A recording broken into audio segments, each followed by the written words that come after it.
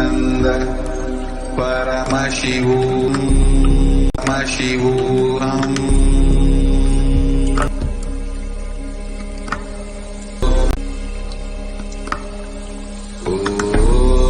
Nityananda Nithyananda Paramashivoham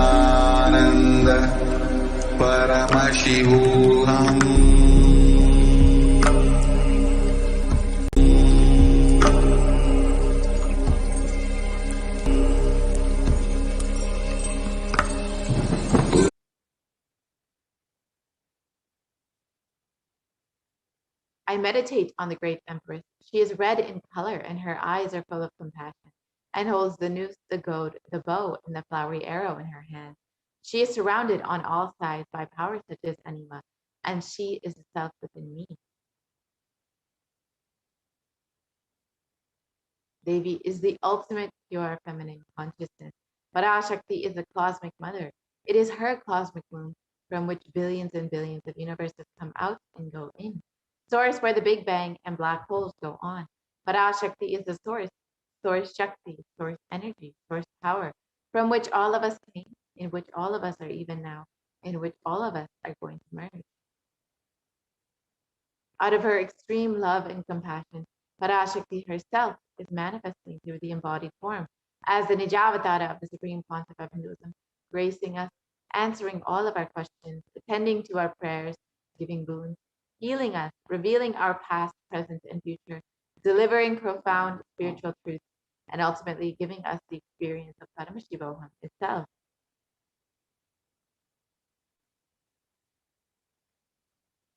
So let us look at Devi Parashakti's words describing herself, raising in Omkara, expressing as a Vedas and Agamas, blossomed as Riyamkara, filled as Parashodasi, living in the 40 triangle, the Kailasa Swamini, who is the Kailasa Sripura Chintamani, Parashodasi, sitting as part of Paramashiva, Parameshwari, who rules the world, Paramashakti, Manoanmani, Meenakshi as Nithyananda.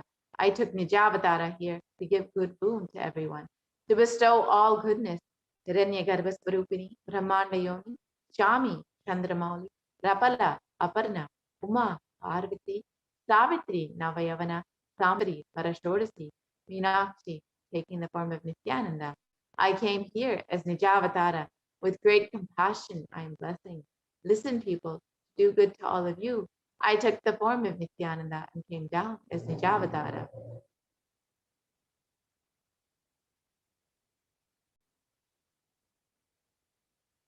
Devi continues on, raising in Omkara, blossoming as Shiva, Shiva manifesting as his first existence.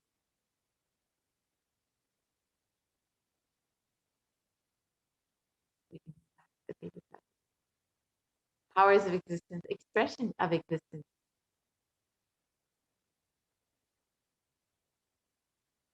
Sorry, you can go back to the previous slide. From the oneness of Om, blossoming into two as Prakriti and Purusha, blossoming as three Shaktis, Icha, Kriya, Jnana, growing as the four Vedas, expanding as the five Panchabhutas, beyond the six chakras, filled as the Gotaras of the seven Rishis, expanding as the eight directions, existing as the nine grahas, blossoming as the 10 Indriyas, being as the 11 Rudras, creating all the world, bringing life to tell and make truth blossom, to do good. Parashodasi, Meenakshi, in the form of Nithyananda, I came here to bless everyone.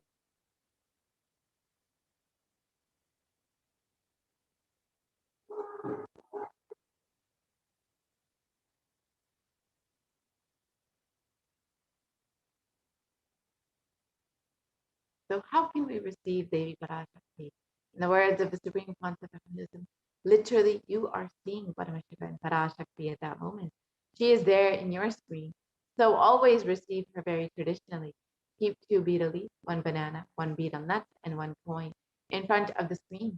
Watch Devi, and this coin is considered the traditional dakshina. In the Hindu tradition, it can be even the lowest value. In India, it can be even 1 paisa. In the US, it can be even 1 cent. I'm not trying to monetize. Keep even 1 cent. It is okay. So for 100 days, if you have darshan, it will add up to $1. In India, even 1 paisa is okay. And you can offer that to Devi after the darshan is over. Do namaskar and eat the banana, the betel leaf, and betel nut. Take it as prasadam immediately. Collect those coins and send them to the LA temple. This betel leaf, betel nut may look too small, but in a few days you will see how much it adds to your sentiment that really she is there. You will not take the Devi darshan for granted. Rituals will break your monotonous, unconscious mentality and lifestyle and remind you and raise you to the powerful cognition. It will break your unconscious behavior. So you see how to set up your tambulam with 2 betel leaf, 1 banana, 1 betel nut, and 1 coin. You can put that on a plate and offer that to Devi every time you have darshan. Keep it in front of your screen, and you will see how your relationship with Devi Parashakti grows with this one small gesture. Now, let us enter into the next segment and understand how we can connect, what all Devi Parashakti has revealed for humanity at this time. As all of us know, she's been continuously manifesting just to guide us, bless us, and answer each and every one of our prayers. She has revealed many sacred secrets, including the 8 methods to protect yourself from COVID 19. So now let us look at this revelation and understand how we can protect ourselves.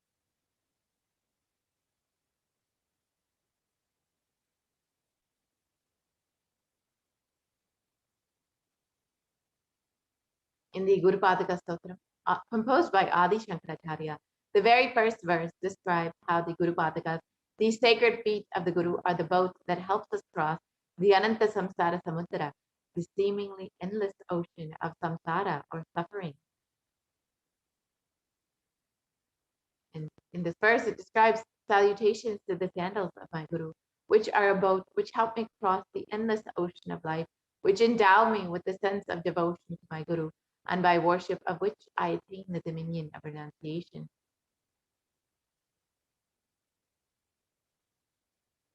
Many of us have been feeling stuck in this same storming and raging ocean, being unable to navigate ourselves and lost in the overwhelming vastness of the suffering that surrounds us during this pralaya, the great deluge. Our loved ones are dying due to the pandemic. Our homes are being destroyed due to natural disasters.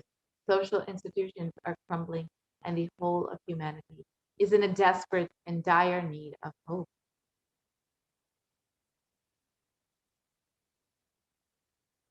Cosmic Mother has come down to alleviate the suffering of humanity. It is at this time that the Supreme Pontiff of Hinduism, the incarnation of the cosmic superconsciousness, out of his love and compassion, having taken the spiritual responsibility for the superconscious breakthrough of the whole of humanity, is manifesting Devi Parashakti, the cosmic mother, and guiding and healing the whole world as literally the boat that sails us through the pralaya, the cosmic deluge. Devi Parashakti is herself manifesting through the Nijavatara, answering each of our prayers, granting boons, healing us, manifesting miracles, removing all of our pain and suffering. And Devi has not just attended to us individually, but also as a humanity at large.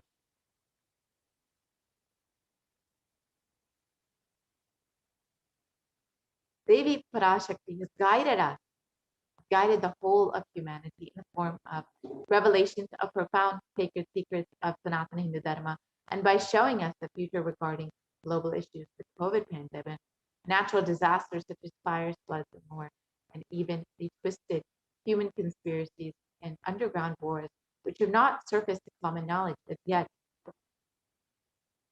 In this segment, we will be elaborating on the statistical, scientific, and scriptural references of these sacred revelations, which have manifested precisely as the same guidance emerged from Devi Parashakti, for us to imbibe deeply and to start following as Devi Parashakti continues to protect us until this storm ends and we are safely harbored at the shores of our consciousness. So let us first understand what Devi Parashakti has revealed as the 8 methods to protect yourself from COVID-19. Let us first listen to Devi's revelation.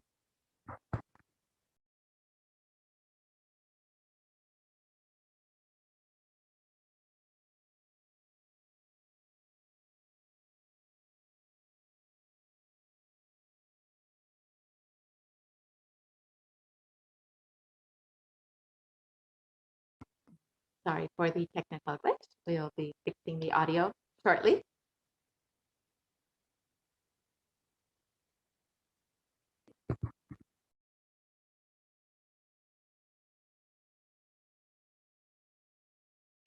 தந்திட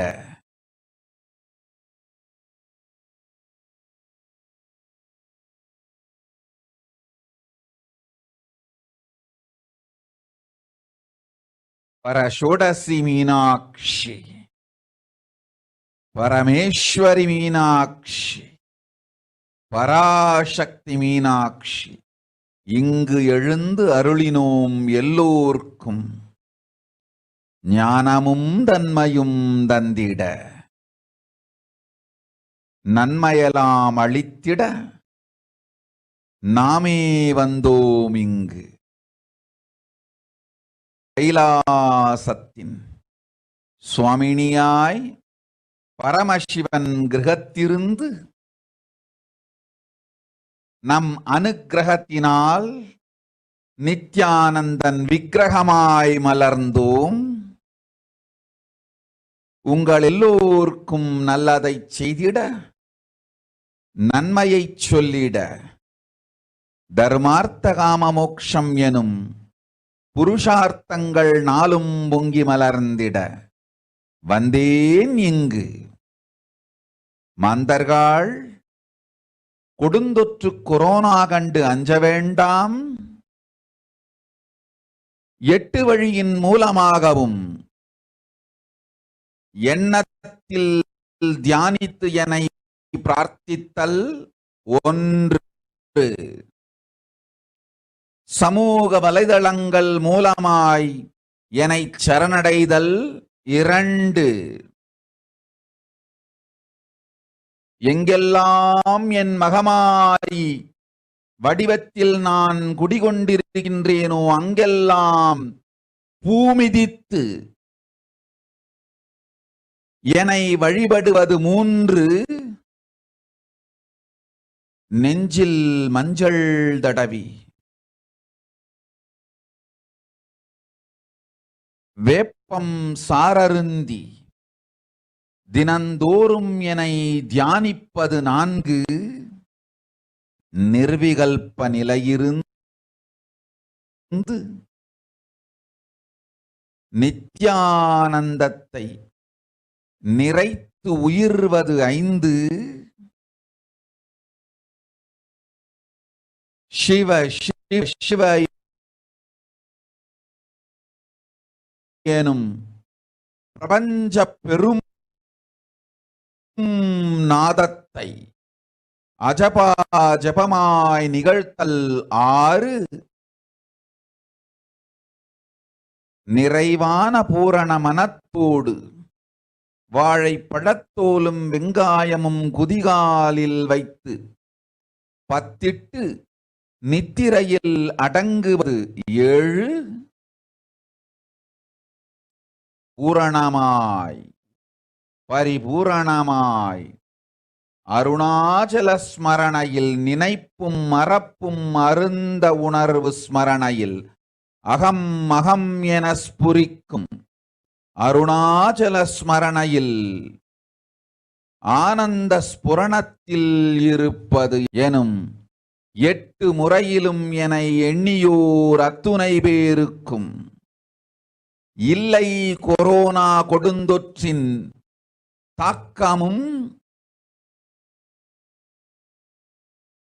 corona கொடுந்தொற்றின் மயக்கமும் வாழ்வீர்கள் வளத்தொடு நல் ஞானம் யோகத்தொடு நாமே நிம்மோடு நானே நீயாய் நீயே நானாய் நல்வாழ்வு வாழ்வீர்கள். எட்டில் ஒன்று செய்தாலும் கொரோனா உங்களை எட்டவிடாது காப்.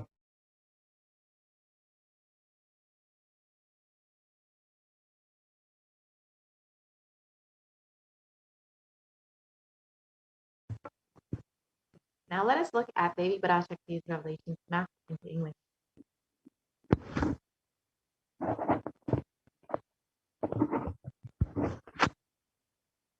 Devi revealed, "O humans, don't be scared of the deadly infection corona. Through these 8 ways, praying and meditating on me, surrendering to me through social media, wherever I am residing, worshipping me by doing the fire walking, applying turmeric in the chest, drinking neem juice, and meditating on me every day, being in the unclutched state, filling with eternal bliss,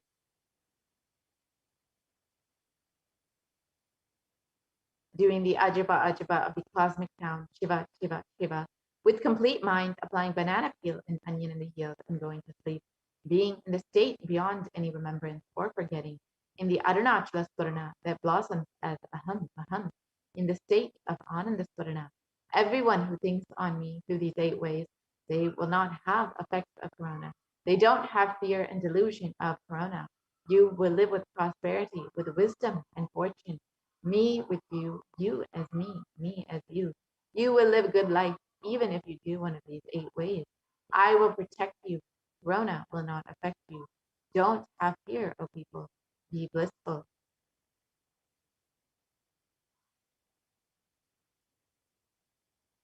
In these revelations, Devi Parashakti revealed the 8 methods to protect all of humanity from COVID-19. Let us now look at each of these methods and the benefits of each method. First method that Devi revealed is praying and meditating upon Devi.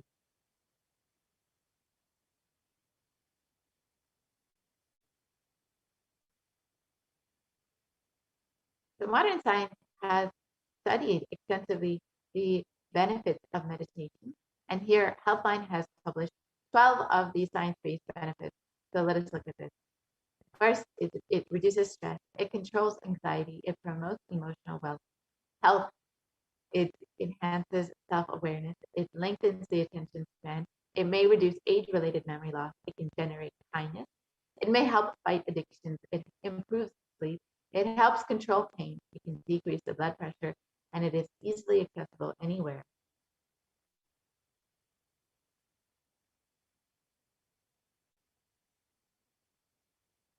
And the US Department of, and another study by the Cambridge University Press reiterates the necessity of meditation during times of crisis such as COVID-19. In Everyday Health published research about how prayer and spirituality protect the emotional health by offering a bigger sense of purpose, by providing social support, by lifting the spirits, by helping you cope with difficulties. And a September 2015 report published in Health Psychology found that when researchers followed 191 people with congestive heart failure for 5 years, they found that those who reported feeling spiritual peace and who also made some healthy lifestyle changes were significantly more likely to live longer than their peers. And people with people with major depressive disorder or chronic medical illnesses who report high levels of religiosity, which includes daily religious practices, generally become more optimistic than their peers. This was found in a study published in July 2015 in Depression and Anxiety. So meditation does not just help the mental health, but actually has shown to increase the better outcomes in patients. So now let us understand what the Avatar himself has directly demonstrated as the impact of meditation on the brain.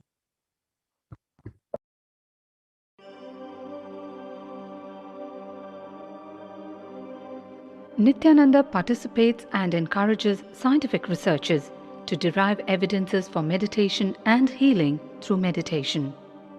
Dr. R. Murli Krishna, President COO, Integris Mental Health and James L. Hall Jr., Center for Mind, Body and Spirit, Oklahoma in US, and his team invited Nithyananda to derive scientific evidences for meditation and the state of his enlightenment. When Swamiji came, I have requested him to do one thing. I asked him, would you be willing to undergo some scientific investigation of the meditation process? He very cheerfully agreed without one complaint. He went for 3 repeat sessions for PET scanning and 3 repeat sessions for quantitative EEG sessions. And these are really not very easy tests to go through. It requires a lot of patience and a lot of willingness to do that. So we did that. Because if a meditation process is doing something to your brain, we should be able to detect that. Scientific findings are verifiable.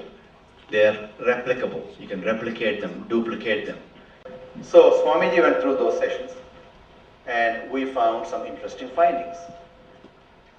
In PET scan, they inject a radioactive dye which goes and sits in parts of the brain that are active.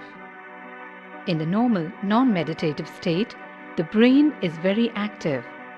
And when we are seeing someone, the rear end of the brain, the visual cortex, is very active, as shown in the diagram.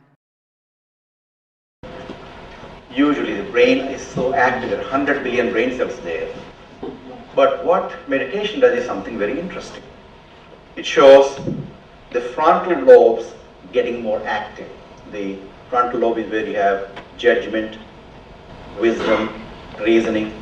Here are some of the brain scans I'm going to share with you. This is alert, non-meditative state.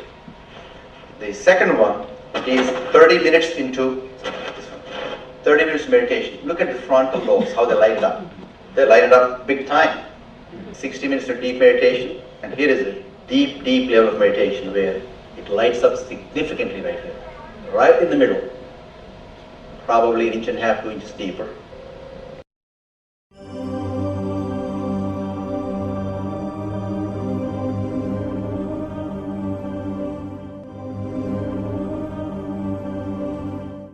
What's interesting was, Swami was inside, and that's the last part of that one. See that right here? So what's interesting was, I've never seen that before in my life, so the other parts I've seen may not be to the extent that Swamiji showed, but this is something interesting. There is something called dopamine, which is a chemical our brain is involved in. Dopamine is produced mostly in this area. And when you have any pleasurable feeling in your body, it is mediated through dopamine. It's a neuroreceptor. It's a chemical that transmits messages of pleasure. It basically evokes pleasure chemical. You eat the same thing is with visual pleasures you have. Beautiful people, beautiful sceneries, nature, whatever gives you pleasure. It's mediated through dopamine. Everything that human being experiences involves dopamine. But what's interesting is that you and I have the potential to create our own dopamine in a big way. So I named it, for lack of a word in the past, the D spot, which is the dopamine spot. If you can discover your D spot, you got it made in life. The D really stands for divine spot. The D also stands for delight, and the dopamine spot. What's also interesting is that he could, at will, go in and out of those states. Those are some of the findings I want to share with you. There's so much more talk about physiology of mind and brain and the body. It's a fascinating field that this is something that all human beings can relate to, can apply in our own lives. Not only a sophisticated knowledge, but these things have application in daily life for all of us. Nithyananda's system of free healing, known as Nithya Spiritual Healing, has been baffling the medical world, curing diseases from migraine to cancer. Qualified people are also initiated to become healers. The complete report of the research conducted on Nithyananda's neurological system can be found in the book Mystic Phenomena, Scientific Data.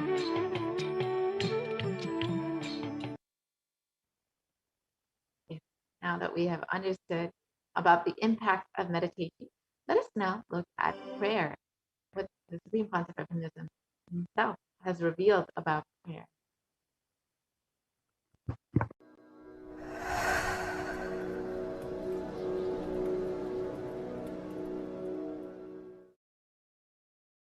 If you are not allowed to do yoga, made to believe early morning sleep is the best thing in your life, you are tortured, you are abused, your divine rights are violated. If you are constantly inspired to do yoga early morning, Brahma Muhurta time, and everyday puja, sit that 30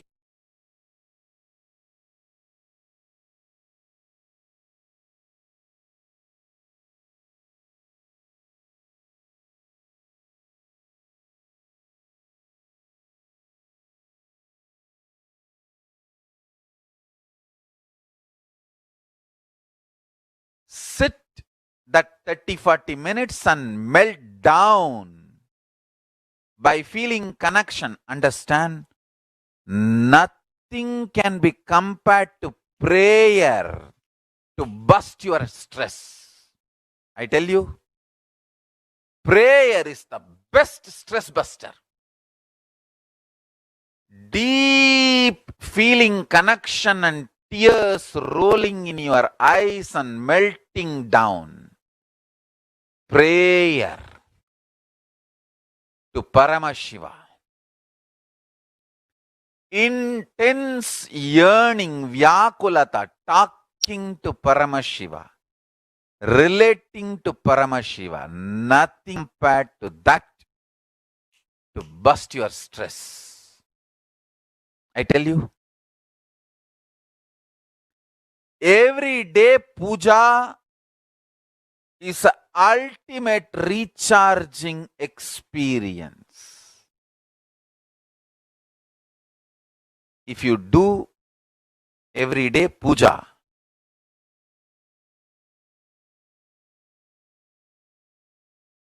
the kind of the stress-free life you will live, your whole biological clock will be aligned to Kailasa. I tell you, I have seen the people who have the habit of Nitya Puja live long. Not just long, happy.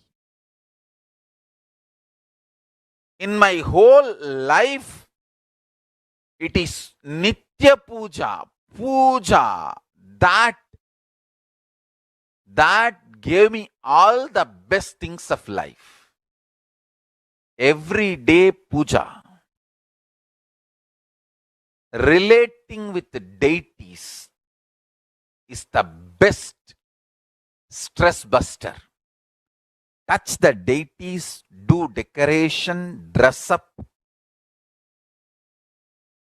Even now, my best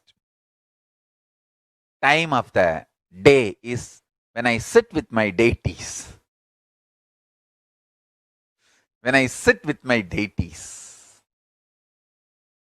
dress up the deities, jewel them, spend time with them, talk to them, intensely pray, deeply connect and pray. Understand? You do not know the power of Archavatara. God landing in physical deity form. Never underestimate the power of Archavatara. The Archavatara is equivalent to living avatara. What living avatar can do to you, an Archavatara can do. Atma Linga I am giving to all of you is literally living Archavatara. It's a piece of God. Literally.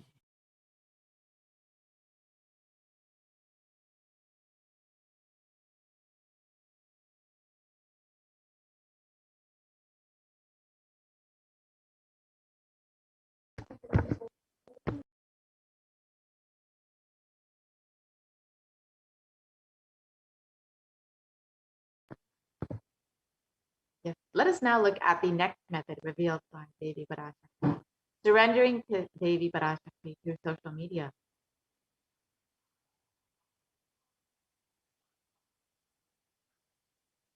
During the Akashic readings, Devi Parashakti gives us the opportunity to connect with her through various social media platforms and attends individually to our prayers and showers us with blessings and boons. Let us now see how we can connect to Devi Parashakti through social media. So the first way is to connect via YouTube. So you can join as a member of Kailasa's HDH Nithyananda YouTube channel. And you can ask your questions in the comment section of the live Parashakti Akashic reading. Next, you can connect via Facebook. So you can like and follow Kailasa's SPH JGM Nithyananda Paramashivam Facebook page. And you can ask your questions in the live comment section of the Parashakti Akashic reading.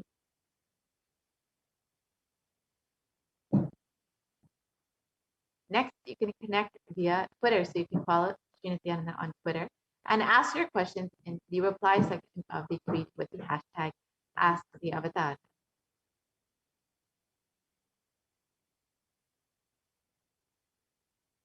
You can also follow Nithyananda on Instagram and ask your questions in the comment section of the photo. And lastly, you can connect via WhatsApp. You can go to kailasa.org and you'll see the WhatsApp chat box that pops up. You can ask your questions here in the WhatsApp chat. So each of these ways you can connect with Devi Parashakti. Now let us look at Devi Parashakti blessing people and how you too can receive these blessings. காளியின் ஆட்டத்தை ஆனந்தத்தை ஆனந்தத்தொடு ஆடிய ஆட்டத்தை கண்டோர் உயிருக்குளெல்லாம் இறங்கி குண்டலினி உயிர்ப்பிக்கச் செய்து மாய மனத்தின் இருளை அகற்றி மாயம் அழித்து மங்களம் தந்து குரு பக்தியும் சிவ பக்தியும் பரமசிவ பக்தியும் பரமசிவ சக்தியும் அளிக்கின்றேன். மனது குரு பதத்தை பற்றுங்கள். நித்யானந்தமாய் நிஜாவதாரமாய் வந்துதித்த என்னை பற்றி வாழ்வில் எல்லா நலமும் பெற்றிடுங்கள். ஓம் ஓம் ஓம். யாதுமாகி நின்றாய் காளி, ஓம் காளி ஓம் சக்தி, ஓம் காளி ஓம் சக்தி, ஓம் சக்தி ஓம் சக்தி ஓம் சக்தி. ஓம் ஓம் ஓம் ஓம்.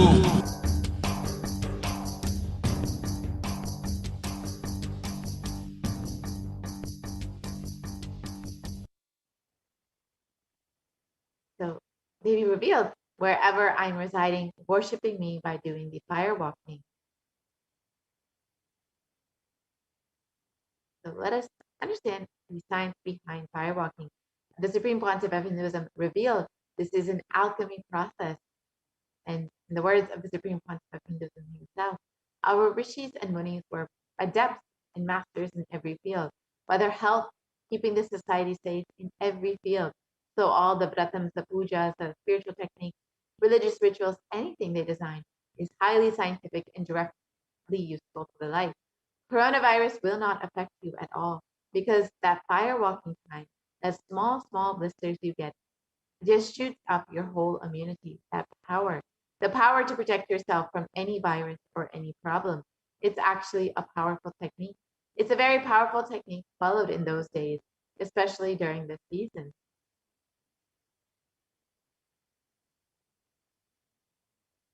Especially that is done very traditionally, systematically. If you had even small blisters, and even if you did not have any blisters, you are protected already from corona problem. You will not be affected at all. Corona will not work on you. It will not affect you. And don't worry, it is a traditional way of making you immune. Actually, it's a traditional vaccination process. It's 11 feet length, the burning live charcoal on which you are supposed to walk with the traditional powerful music, which activates your lymph system, that mukulam, we call it in the back of the neck. That music will feel like it is hitting the back of your neck, and your whole detox system will be awakened. In that peak altered state of consciousness, you should walk on fire. Not just like that, you will walk. You will first awaken, trigger the detox system, and then walk on fire and the 11 feet fire pit. If you do for one fire walking, you are absolutely protected from corona. Pray to Mahamariam and do the walking. That is it. It is like a traditional, powerful vaccination. Pray to Parashakti Mahamari and do the Pachipatni Vratam. Do this traditional fire walking. You are absolutely protected from coronavirus. No need to panic. Traditional vaccination, traditional, natural, organic. No bad side effect vaccination is the Hindu fire walking. So now let us understand the science behind fire walking as revealed by the Supreme Concept of Hinduism.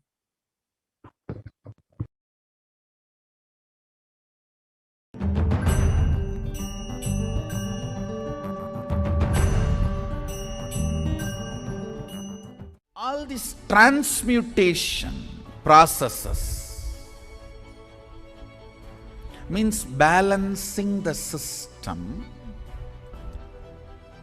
and awakening the whole consciousness to your whole body is what I call transmutation processes. Some parts of your body becomes insensitive to the existence because of the job it is doing, like a feet.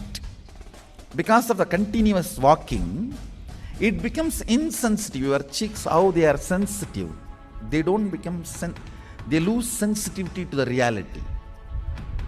But for the complete Kundalini awakening, your whole body needs to be alive and experiencing the reality and ability to experience the higher consciousness. That is the reason we have the process of fire walking.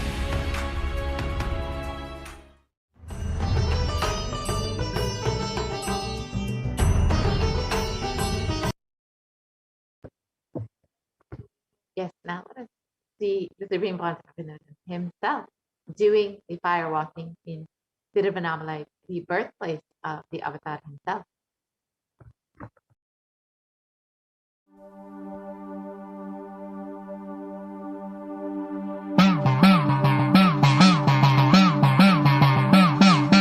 சத்தியம் காத்திடும் உத்தமத்தியே குருவாய் வந்த நித்திய தாயே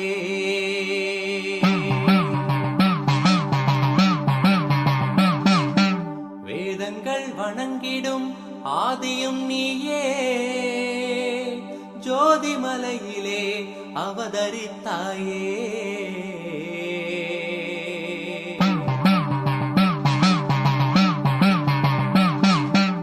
அவனியை பேணும் ஞானமும் நீயே அக்னி வடிவிலே அருள் புரிந்தாயே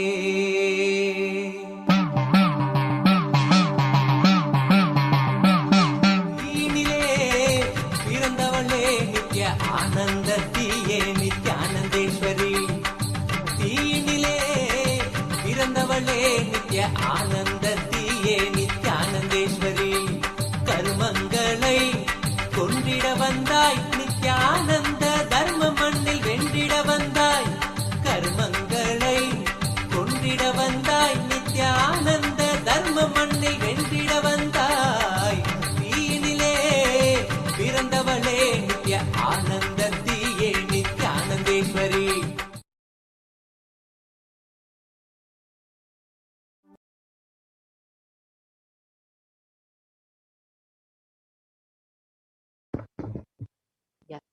Now, let us look at what modern science has also understood about firewalking. A study conducted by the U.S. National Study of Medicine, the National Institute of Health, regarding fire walking, the benefits of fire walking has shown that fire walking increases the levels of happiness and lowers fatigue levels in those who participated in fire walking compared to those who did not. Now let us look at the next method revealed by Devi Parashakti. Applying turmeric on the chest, drinking neem juice, and meditating upon Devi Parashakti every day.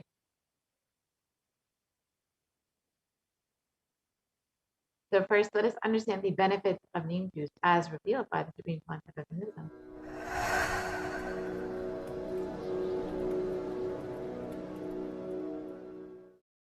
Bididi.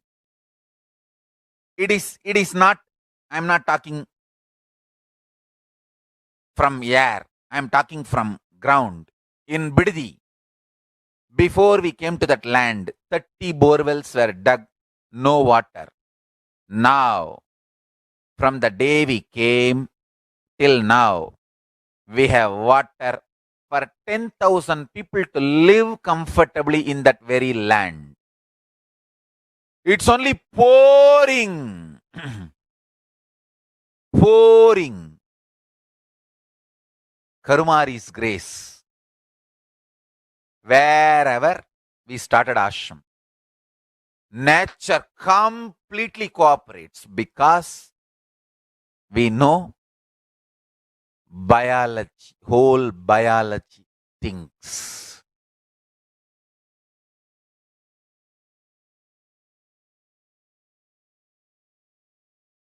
If you are having bitter relationships in your life, just start drinking bitter neem juice every morning. The problem will be solved.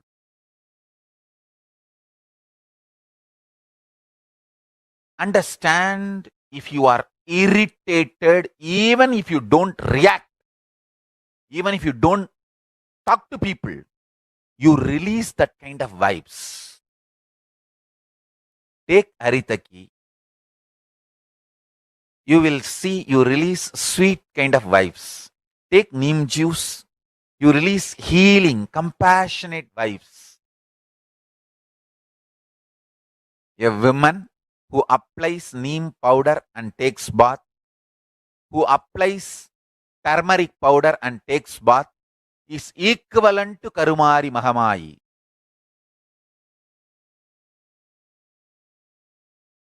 That neem paste and turmeric powder, if a woman takes bath with that, she is equivalent to Mahamayi.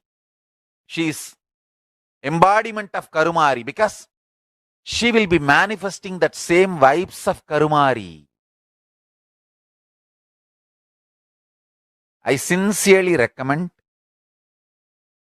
people start doing all these activities like applying neem paste and taking bath, applying haritaki powder and taking bath, applying turmeric powder and taking bath, applying basma and taking bath, especially for men, basma, for women, neem paste and turmeric paste. All four can be used by both, all genders. That is different. If you want specific, I'll recommend the neem and turmeric for female body, haritaki and basma for male body. Understand, your whole biology things. Working on whole biology changes the whole life.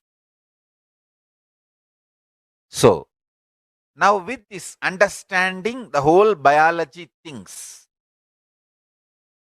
think Mahavagya. This is Ajapa Ajapa. Think Mahavagya. With the understanding your whole biology thinks.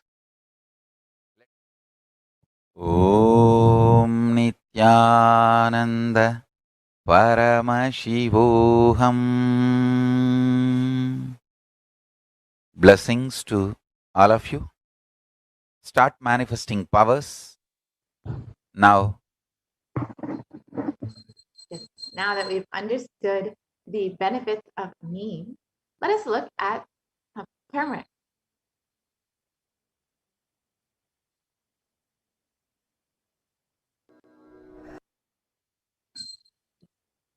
So traditionally, turmeric is of course known for its anti-inflammatory effects, but recently curcumin has also been studied over the last few decades and has been found to be a potent immunomodulator agent that can modulate the activation of various immune cells, including T cells, B cells, macrophages, neutrophils, natural killer cells, and dendritic cells. And curcumin can also downregulate the expression of various pro-inflammatory cytokines and chemokines.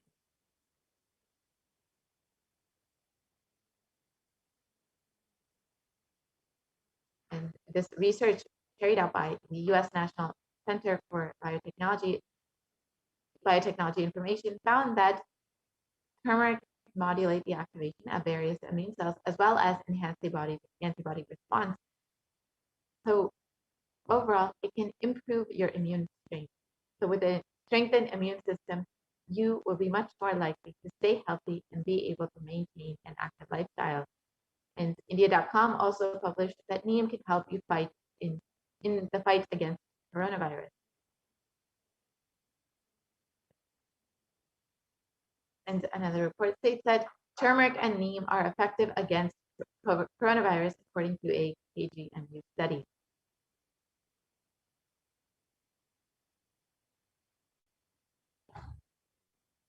The next method revealed by Devi Parashakti is with complete mind, applying banana peel and onion in the field and going to sleep.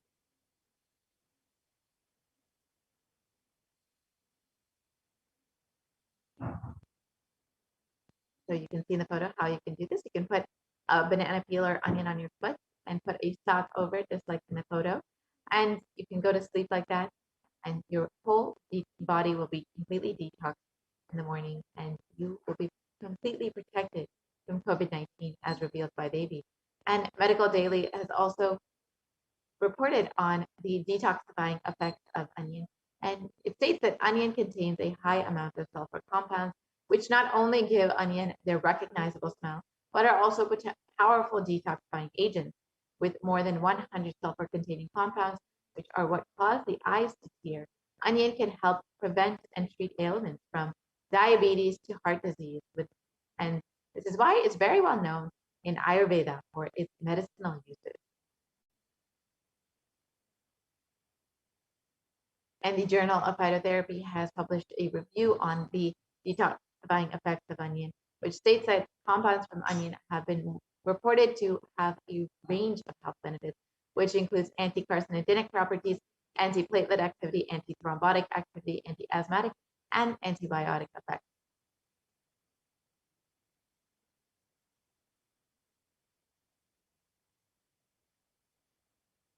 So now let us look at the next method revealed by Devi Parashakti. You can go back to the slide.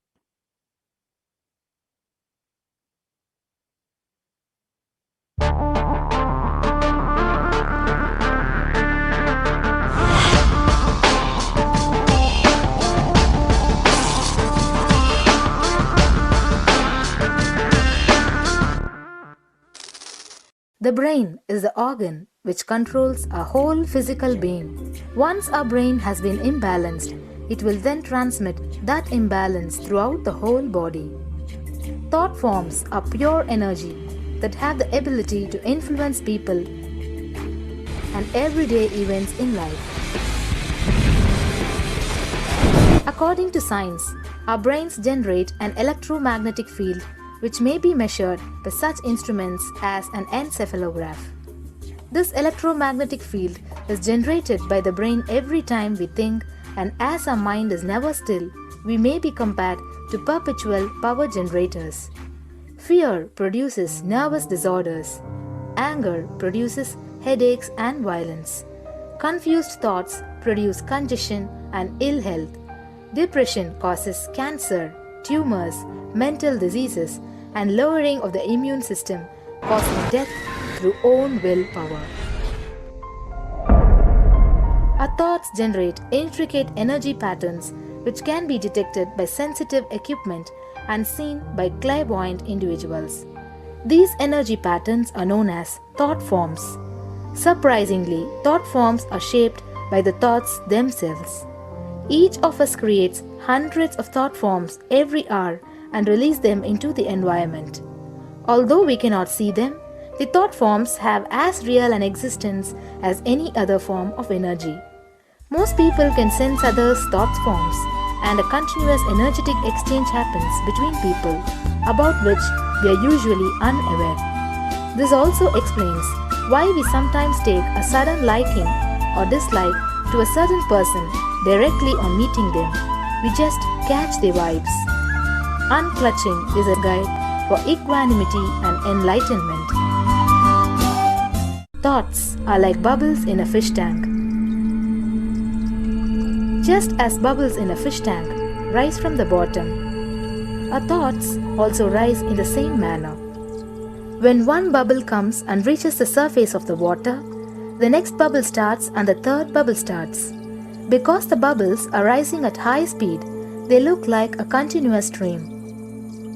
But our mind is not a continuous stream. There is always a gap between two thoughts.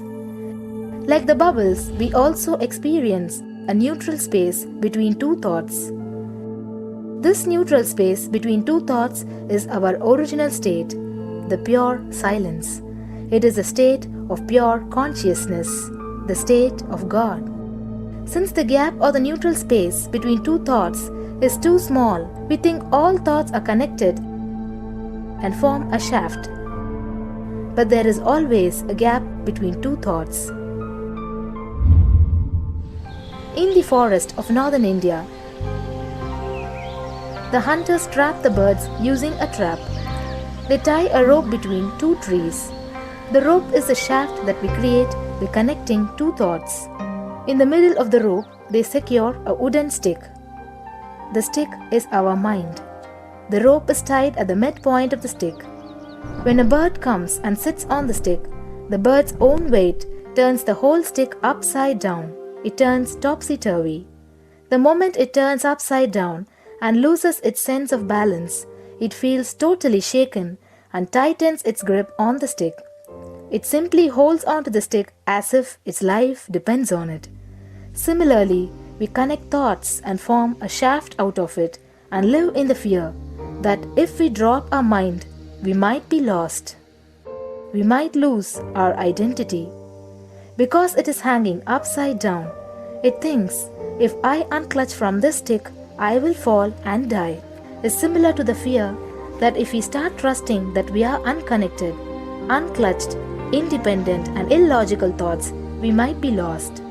If the bird lets go and relaxes, it may flutter to balance for a moment or two.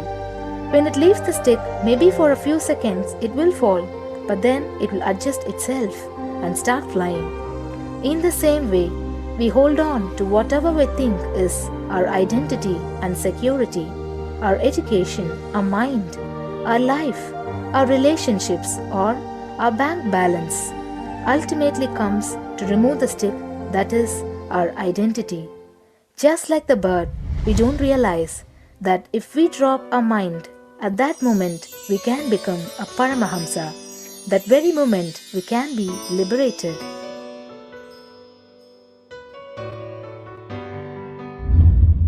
In Mundaka Upanishad, there is a story which explains, there is a huge tall tree, and in the tallest branch of the tree, there is a golden bird sitting unclutched from everything in bliss, like Dakshinamurti. In the lower level branch, there is a small bird which jumps from here and there to various branches eating fruits. When it eats a bitter fruit, it feels bad. Whenever she eats the bitter fruit, she sees the bird which is looking above silently like Dakshinamurti and feels why I should not be like that bird. But unfortunately, when the same bird, when it eats tasty fruit, it forgets the bird sitting above it. In the same way, she keeps battling between branches, eating bitter and tasty fruits again and again. One day, as a small bird flies up higher, and as it reaches near the golden bird, it realized that he and she are the same. There is no difference between them both and realizes her original state. The small bird realizes that she also can be in the same state of the golden bird and become a Paramahamsa. This moment, trust yourself. Don't bother about losing your identity. Just trust yourself and let go of your identity. You will immediately become a Paramahamsa and be liberated. All you need to do is to trust that you're unclutched. Dropping the conclusions you can't be transformed is unclutching.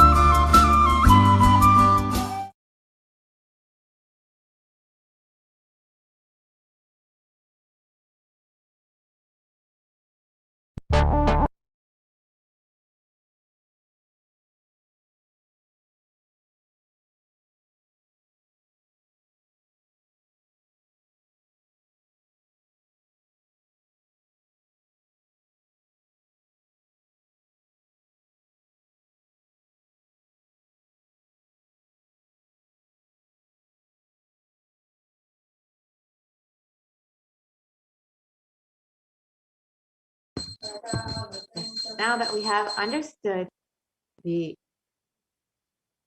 science of unclutching, let us now look at, you can spend a few minutes in your day practicing unclutching. So when you get a few minutes in your day, you can sit with your head, neck, and spine in a straight line and have your eyes closed. Intensely chant the Mahavakya. Do not engage with any thoughts or emotions. Purely let the space of unclutching manifest inside of you. Chant the Mahavakya. Om Nithyananda Paramashivoham. And when you do that, you can also sign up your Minutes for Peace at kailasa.tv/minutes for peace. How many ever minutes you get in your day, go ahead and become a part of this global unclutching initiative.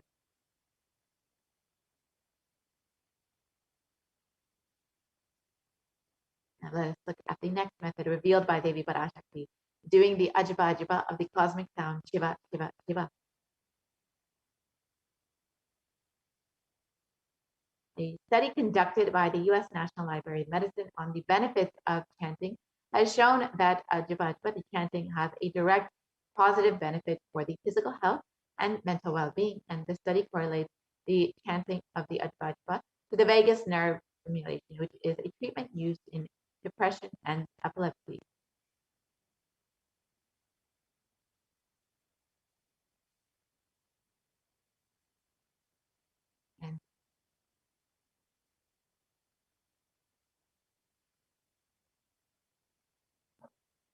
And another study conducted by Dr. Masaru Emoto establishes the how human intentions, words, and thoughts can actually change the molecular structure of water.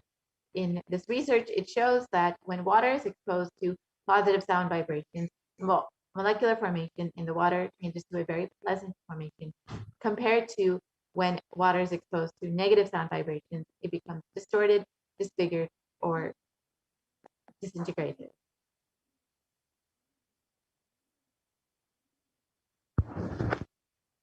So here are some examples of how water reacts when exposed to positive sound vibrations, words like compassion, thank you, and wisdom, and versus you can see how the water molecule forms into this beautiful snowflake-like structure. And when it's exposed to negative sound vibrations like heavy metal music, words like I will kill you or you fool, the water molecular formation becomes disintegrated, disfigured, and distorted. So you can imagine what happens inside of your own body, which is composed of up to 60% water, when you chant the Ajba Ajba, the powerful sacred mantra.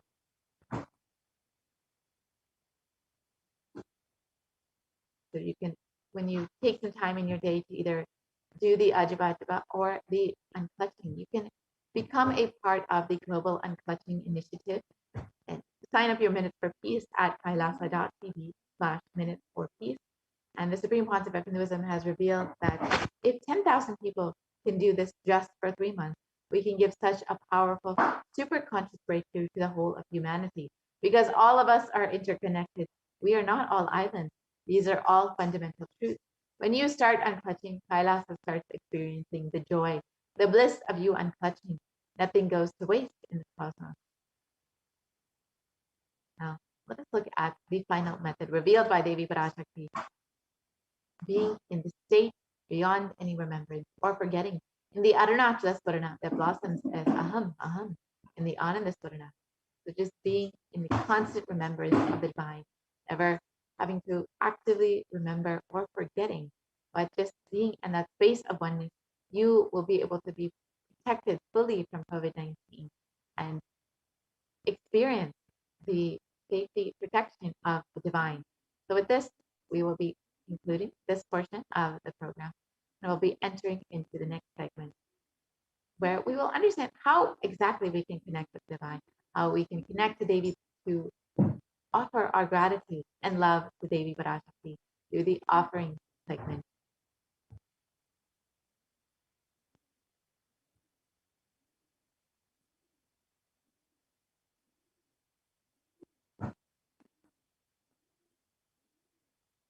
And most recently, Devi Parashakti revealed that when you have the intention to make an offering, it is only by the divine grace that you're even having this intention.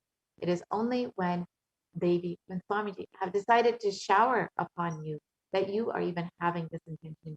When you're having the intention to make an offering to Devi, to Swamiji, you should celebrate that intention because the divine Swamiji are ready to manifest through you. So now let us enter into this offering segment.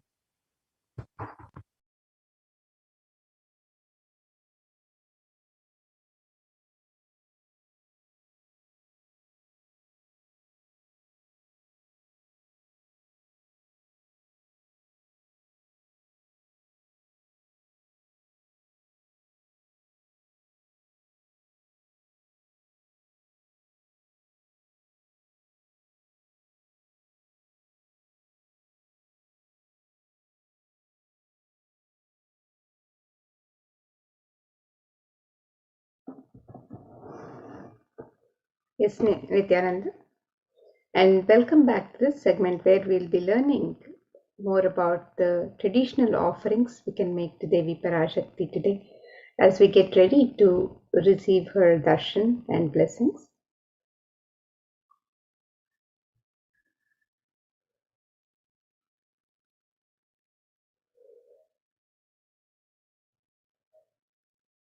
And in the Vedic tradition, making an offering to the divine as we get ready to receive the darshan or blessings of the divine at the temple or when we visit a guru.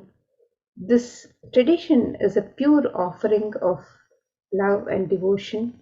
It is the expression of the sacred sentiments of the devotee. And when the divine accepts what one offers, the offering becomes complete. These offerings are not made out of fear or greed, but as a pure expression of the love, devotion, and gratitude for the divine, as an expression of the sacred sentiments of the devotee for the divine. When an avatar lands, the offerings are purely a part of the grand Leela played out only for the purpose of enlightenment.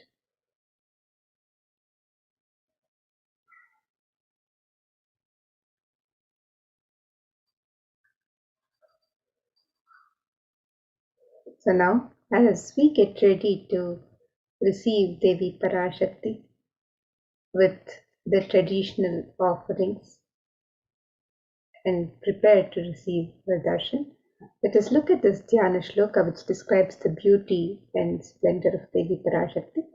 This is from the Moola Agama, Manonmani Dhyana, and this verse says, Indunibhavedakara Vaninayanam Syat Pankajavaraabhaya Japakshara Sarayuktam Angahimabhushana Vichitravasanam Syat Tungamakutojvala Manonmani Swarupam.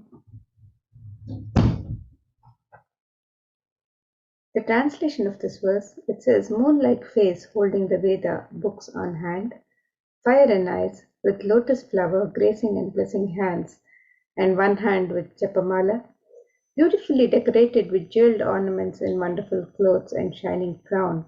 Her name is Manonmani. And another verse from the Dhyana Shloka on Devi Parashakti.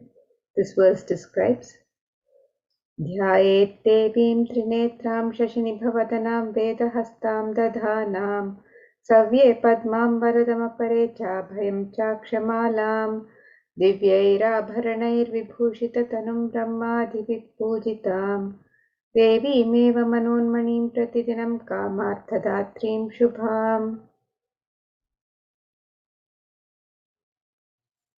The translation of this verse, it says, I meditate on Devi with 3 eyes, glowing like a moon and holding the Veda, lotus, and gracing with blessing and gracing hands.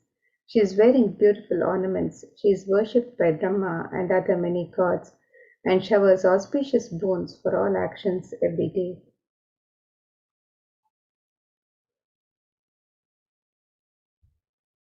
And in the Hindu tradition, the divine element of gold is used in abundance in all the rituals and worship for the divine. It is considered a sacred element. Let us look at one of the scriptural references for the use of the divine element of gold in the Hindu tradition. This verse from the Atharva Veda describes त्रेधाजतं जन्मनेदं हिरण्यम् अग्निरेकं प्रियतमां बभूव सोमस्यैख्यं विंसितस्य परपतता पापमेकं वेद संरेता अहुतत्ते हिरण्यं त्रिविधस्त्वैविषे. The translation of this verse, it says, triply born by birth is this gold. From the atoms of Agni is one. It becomes dearest to Agni. One fell away from the Soma when it was hurt. One they call the seed of virgin molecules. Let that triple gold be for your long life. The gold is a divine element in the Hindu tradition. It purifies anything that it touches. It is an element of great spiritual significance and spiritual power of healing and enlightenment. The vibration of gold has the power to infuse sattva energy and positive thought currents in anyone who wears it and in anyone who sees or operates in its vicinity. Gold is present in all the Hindu scriptures, the Agamas, the Vedas, the Shrutis, Smritis, Itihasas, Puranas.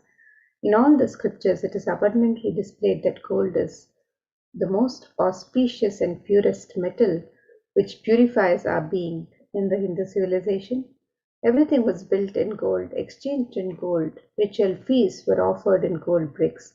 When one was to be saved from life-threatening illnesses, gold was offered as a ritual fee. Gold was in abundance and used for weighing equivalent amounts of commodities, including cows. Kingdoms were built with huge doors of gold. The streets would have huge columns and huge archways made of gold. Horses and cows were dressed in gold. Hindu civilization thrived on the banks of rivers of gold. The Indus River was called Hiranmaya, the river of gold in Rig Veda. The river Saraswati was called Hiranyavartini in Atharva Veda. Gold is the supreme element for offering gifts to the ones you love and revere. Temples are constructed and paved in gold. Deities are made in gold and decked and adorned in gold because it preserves the enlightenment energy for thousands of years and it lasts forever.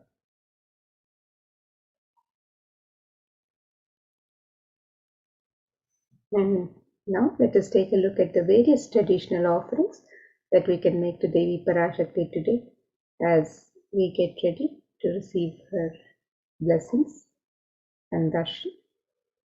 And Devi is described as Bhakti Priya, the one who is fond of true devotion. In this verse describes Devi's love for true devotion. It says, Bhakti Priya, Bhakti Gamya, Bhakti Vashya, Bhayapaha, Shambhavi, Sharadaradhya, Sharvani, Sharmadayini. The translation of this verse, it says, Devi is fond of true devotion and is realized through true devotion. She can be won over through true devotion and she removes all fear. If there is any fear in the minds of the devotees, Devi is sure to remove that fear. It is stated that Devi likes to be worshipped in autumn. Here it is meant the autumn of our lives when thoughts turn more and more inwards, the role of the divine is known and understood clearly. The need for Devi worship then becomes stronger. Shambhavi is the consort of Shambhu, who is Lord Shiva. Sharadharadhya is the one who is worshipped by Devi Sharada, Devi Saraswati. Sharvani is the wife of Lord Shiva. The Linga Purana says Lord Shiva is called Sharva in his earth form. Sharmadayini is Devi who bestows happiness on devotees, and you can offer your gratitude and devotion to Devi Parashakti by offering your kanika, your token of gratitude in the e-Hindi, and you're blessed with all the auspiciousness and blessings of Devi Parashakti. You can make the offerings of the e-Hindi in any amount and in multiple currencies of your choice, just as we offer any token of gratitude in the Hundi in the temples in India, in the Hindu temples. You can make the e-Hundi offering in any amount and in multiple currencies on the website www.kailasamailer.com/sevas.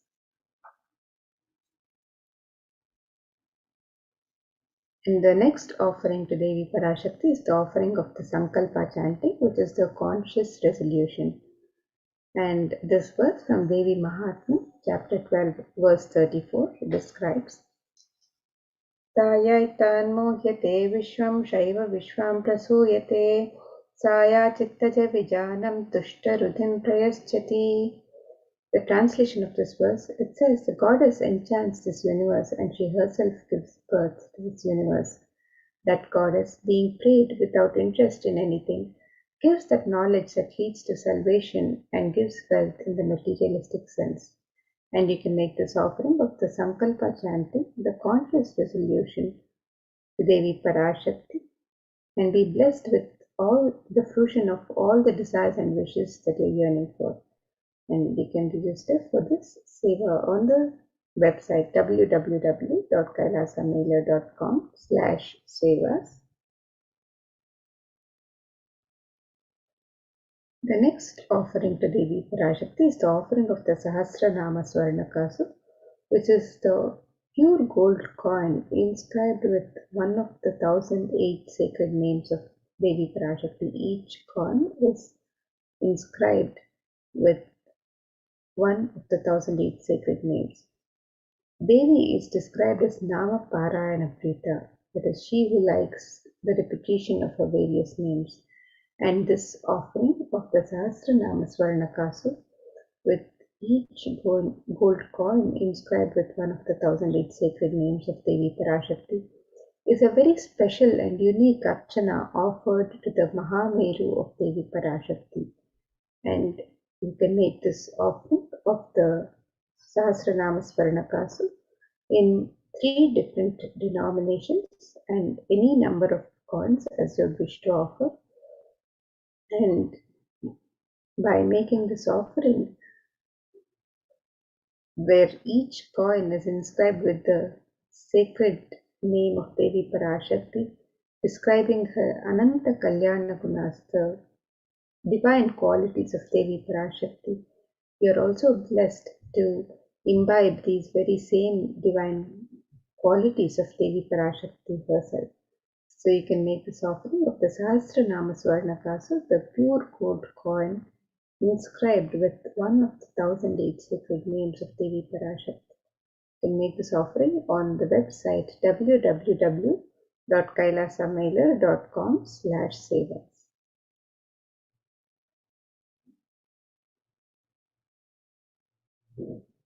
And the next offering to Devi Parashakti is the offering of the Mukta Anguti, the gold finger ring embedded with pearl.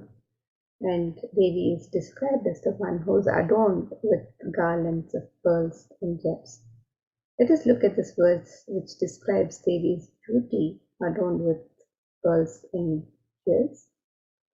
This verse says, Muktahara lasat kirita ruchiram purnendu vaktra prabham Shinjannu purakinkini manidharam padma prabha bhasuram Sarvabhita palapradham girisutam vani rama sevitam मीनाक्षीं प्रणतोऽस्मि सन्ततमहं कारुण्यवारां निधिम्. The translation of this verse, it says, I bow to the goddess Meenakshi, whose crown has garlands of pearls and the face shining like a full moon, who wears anklets that are studded with gemstones and has small bells, who is shining like the splendor of the lotus, who grants all the wishes, the daughter of the mountain, who is worshipped by goddesses Vani and Rama. I remain ever bowing to the goddess Meenakshi, the ocean of compassion. And we can make this offering of the gold finger ring embedded with pearl and receive the blessings to be showered by the pure love and compassion of Devi Parashakti in all of your business endeavors. You can make this offering of the Mukta Anguti, the gold finger ring embedded with pearl, on the website www.kailasamailer.com/sevas.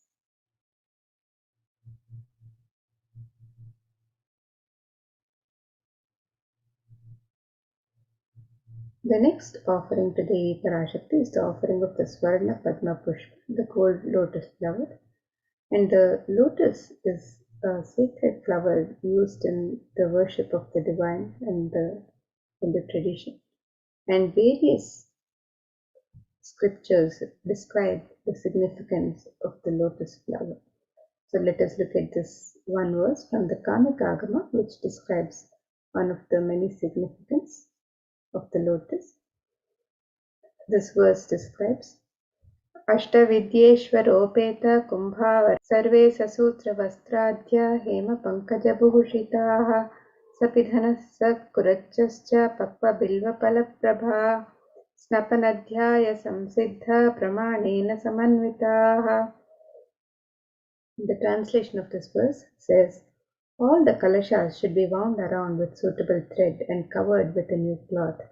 They should be adorned with the lotus flower made of gold.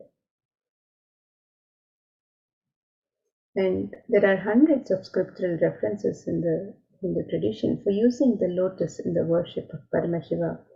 Almost everything in the worship of the ultimate involving the consecration of deities of worship or meditating on the mudras and asanas used during worship involves the lotus flower, the lotus leaf, the lotus pericarp, the lotus petals. The lotus is a divine flower in the Hindu tradition.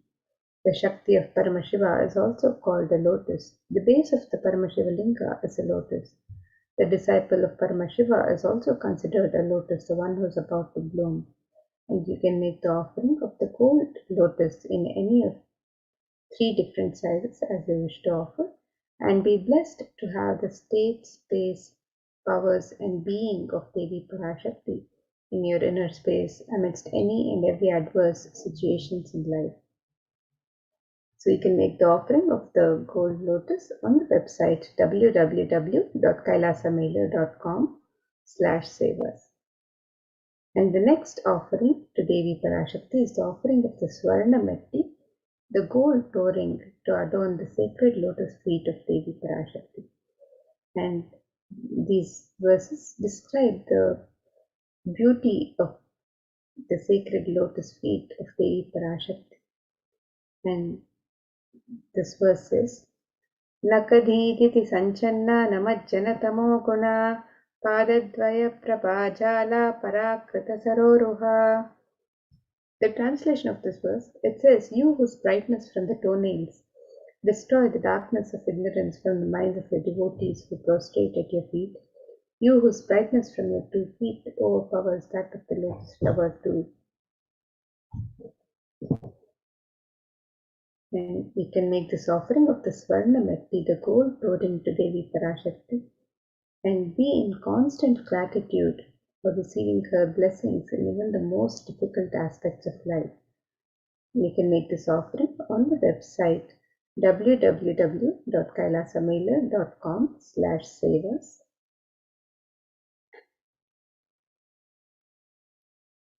The next offering is the offering of the Swarna Mangtika, the gold hairline jewelry. And Devi is described as Sudhasharabhivarshini. She who makes the nectar flow in all the nerves from the Sahasrara gives the very present experience of the ultimate. And the Swarnamamtika represents the nectar overflowing from the Sahasrara chakra, which is fully opened with the sacred sentiment of gratitude. So you can make this offering of the Swarnamamtika on the website and receive the blessings of achieving the blissful state of overflowing gratitude and the space of complete completion. You can make this offering on the website www.kailasamela.com/savas, and all the other traditional offerings, any of the traditional ornaments and savas, can make the offering on the website www.kailasamela.com/savas.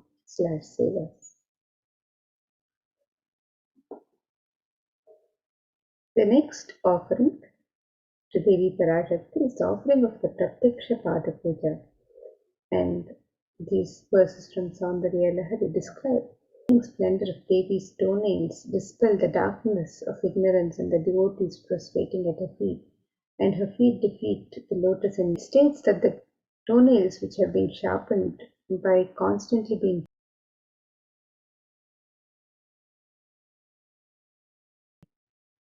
their ignorance, the tamoguna, which is the ignorance in the mind of the devotees, the ignorance is removed by constantly prostrating at her feet, and they attain this offering of the Pratyaksha Pada Puja, which is the offering of the ritualistic offering of gratitude from disciple to Guru.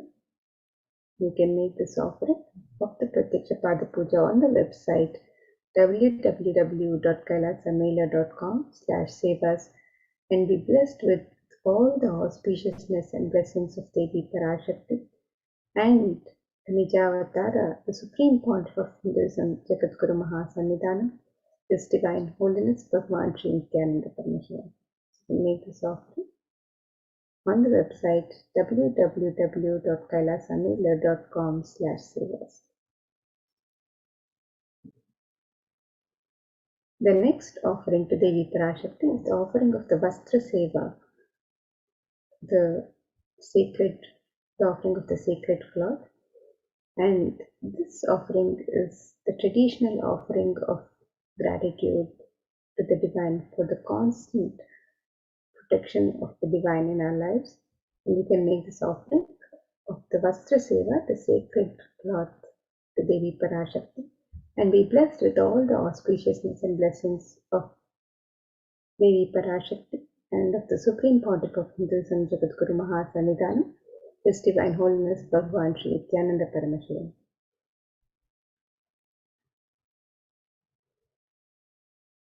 So here is a summary of the various offerings that can be offered to Devi Parashakti. The evening offerings can be offered in any amount and in multiple currencies. The Sankalpa chanting, the conscious resolution can be offered on the website www.kailasamela.com/savas. The Devi Sahasranama Swarnakasa is the offering of the pure gold coin inscribed with one of the 1008 sacred names of Devi Parashakti. Each coin is inscribed with a sacred name from the 1008 sacred names of Devi Parashakti. And this offering can be made in 3 different denominations and any number of coins as you wish to offer. You can make the offering of the Mukta Anguti, which is the gold finger ring embedded with pearl. This can be offered in 3 different sizes. The Swarna Padma Pushpa, the gold lotus flower, can be offered in 3 different sizes. The Swarna Metti, the gold toe ring trod on the sacred lotus feet of Devi Parashakti. You can make this offering on the website www.kailasamela.com/savas. The Swarna Mamtika, which represents the nectar overflowing from the Sahasrara Chakra, can make this offering on the website www.com/savas. And you can also make the offering of the Pratyaksha Pada Puja, which is the ritualistic offering of gratitude, the most sacred and traditional offering of gratitude from disciple to guru.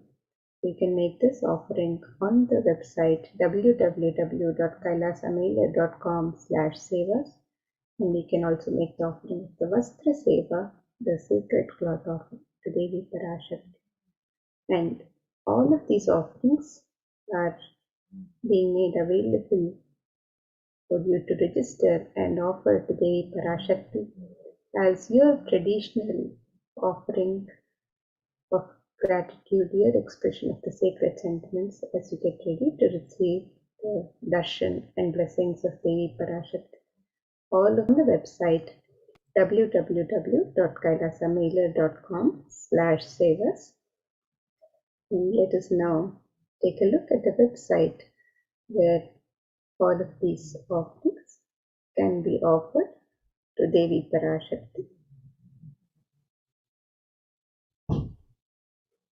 So here we have the website www.kailasamela.com/sevas, and if you'd like to know of the traditional ornaments or the e-hundi offerings, you can click on the links on step 2 to make these offerings.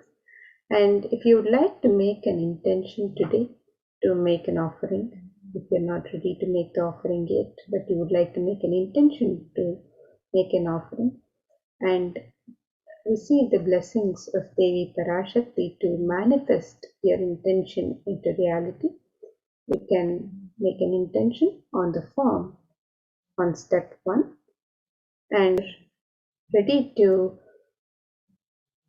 if you've made your traditional offerings and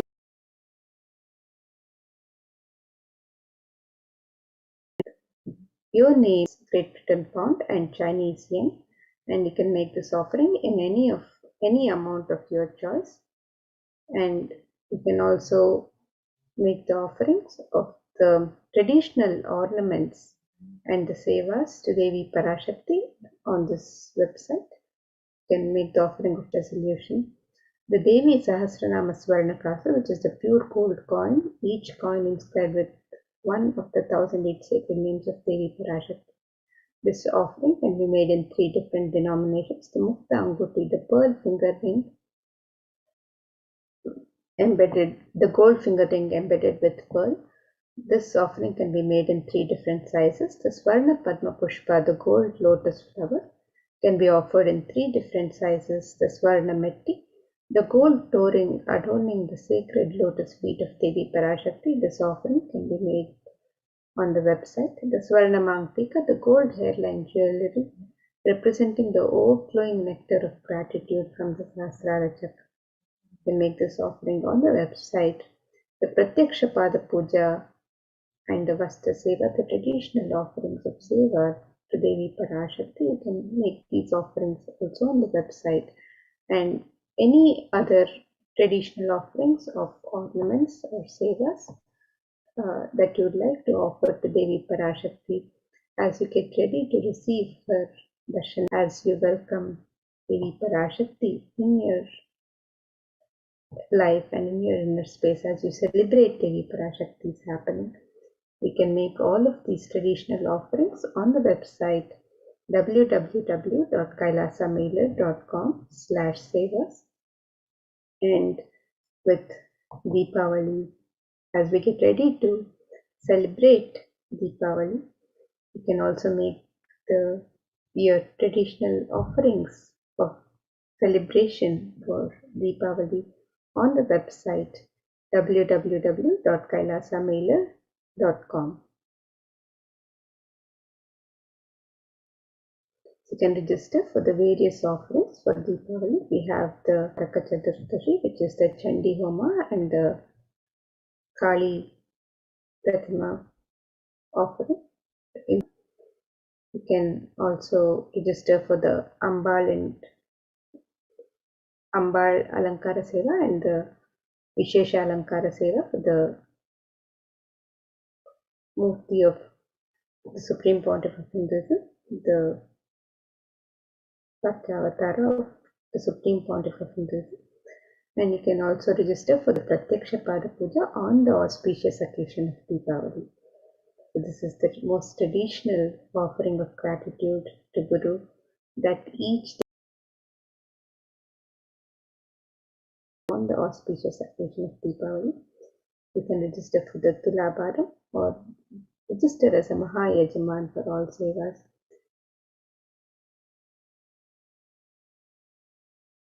Also coming up.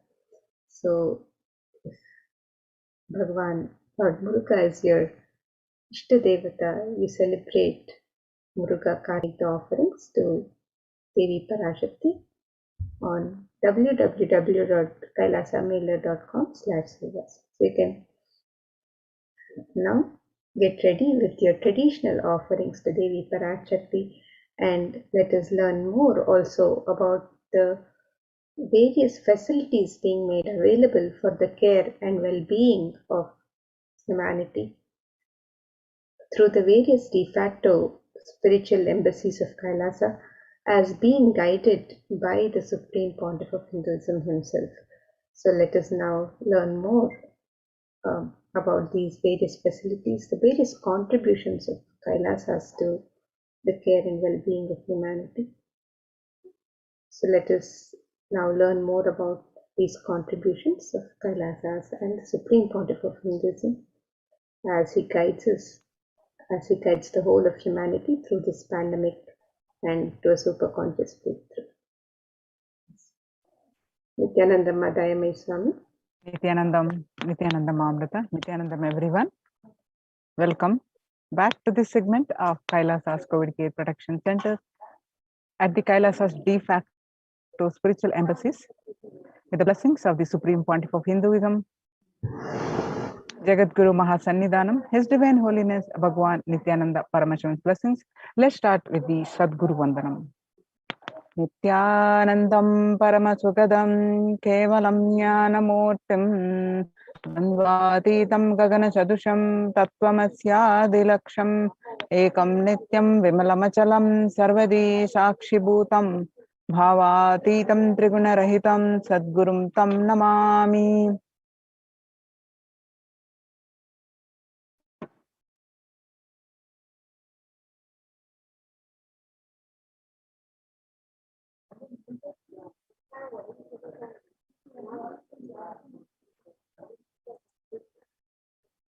So what we learn from this segment today concerning statistics on mental health and global peace across the world due to the COVID-19 pandemic.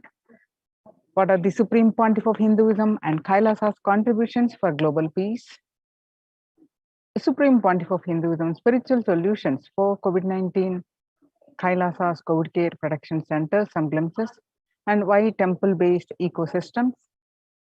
UN recognizes Kailasa's contributions. The crisis that we are under.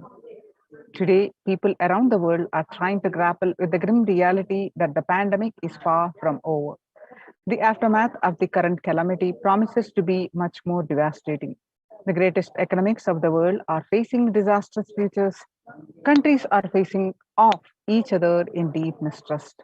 Now let us see some statistics and current news. Australia reported a new record number of coronavirus cases recently when the country continues to battle the third wave of COVID-19 infections. World Health Organization makes a big statement about the Delta variant of COVID-19. The coronavirus pandemic has now killed more Americans than the 1918 to 19 influenza pandemic did. The 1918 to 19 flu infected about 25% of Americans and killed an estimated 0.65% with 675,000 deaths. And COVID-19 has infected more than 12% of 0.2% with 676,000 deaths. Now that the US death toll from COVID-19 has surpassed 676,000, the coronavirus pandemic has killed more Americans than the 1918 to 19 influenza pandemic did. Axios entered the grim milestone recently. COVID-19, now officially US deadliest pandemic as the death toll crosses that of the 1918 to 19 influenza. People infected with alpha variant exhales 100 times more virus into the air than the original COVID strain. 6 feet distance may not be enough to prevent viral transmission indoors.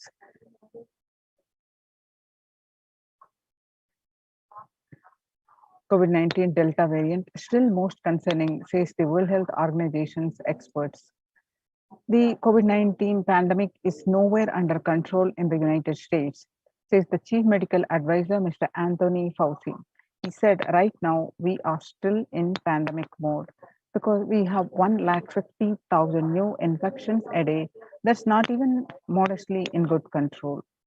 In an interview with Axios, the US has reported 40 million cases of COVID-19 since the outbreak of the virus, with over 4 million infections adding up in the past few weeks.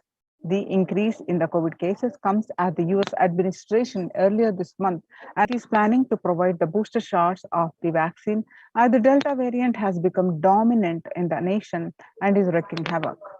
The surge in the Delta variant is driven by the low vaccination coverage in many communities across the US, according to the US Center for Disease Control and Prevention. In a country of our size, you can't be hanging around and having 100,000 infections a day. You've got to get well below 10,000 before you start feeling comfortable, Mr. Fauci said. The World Economic Forum, COVID-19 made the world less peaceful with the increase in violent incidences and fatalities.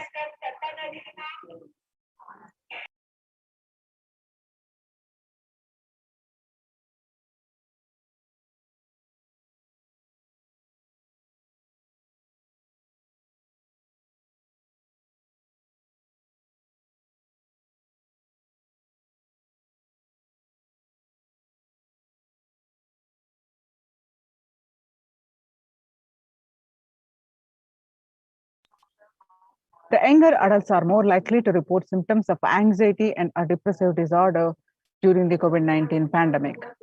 The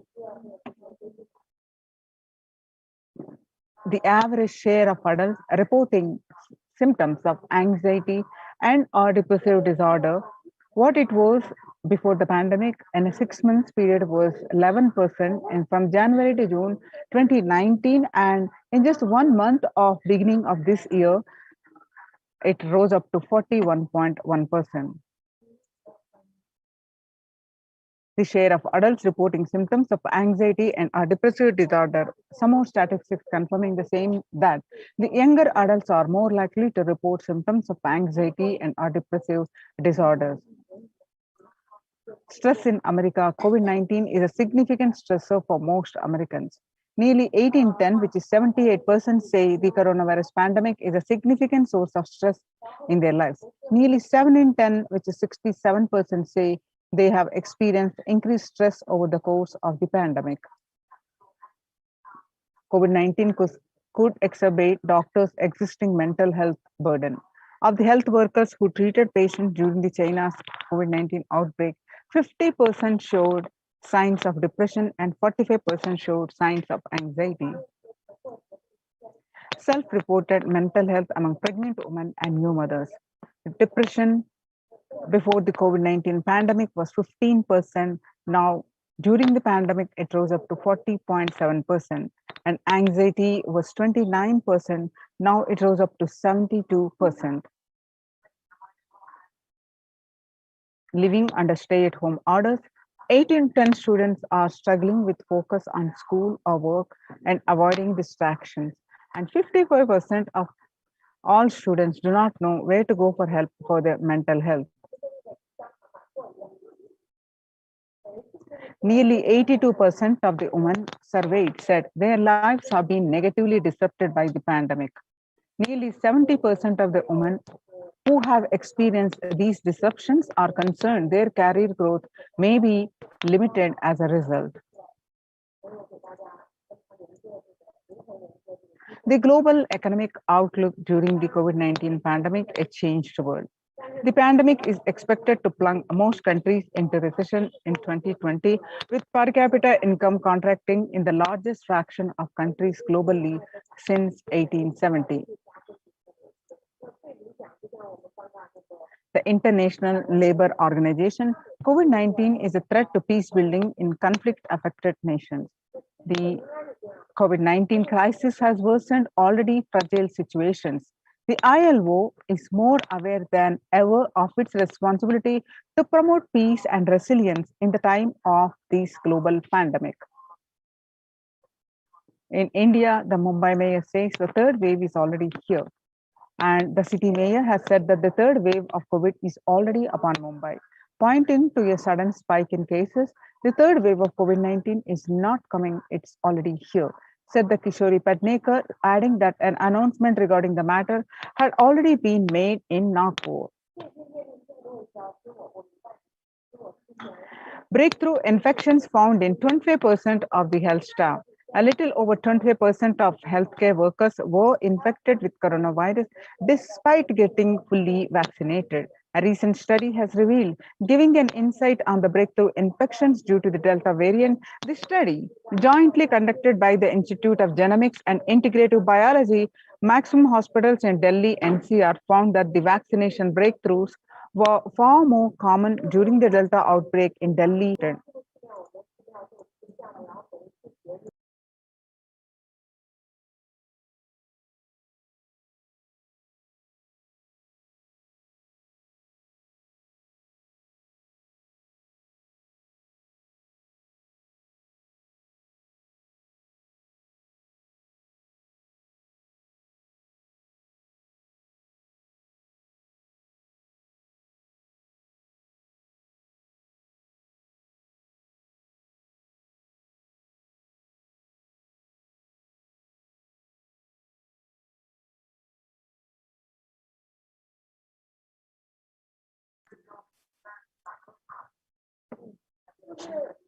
The new COVID-19 variant more shows signs of vaccine resistance.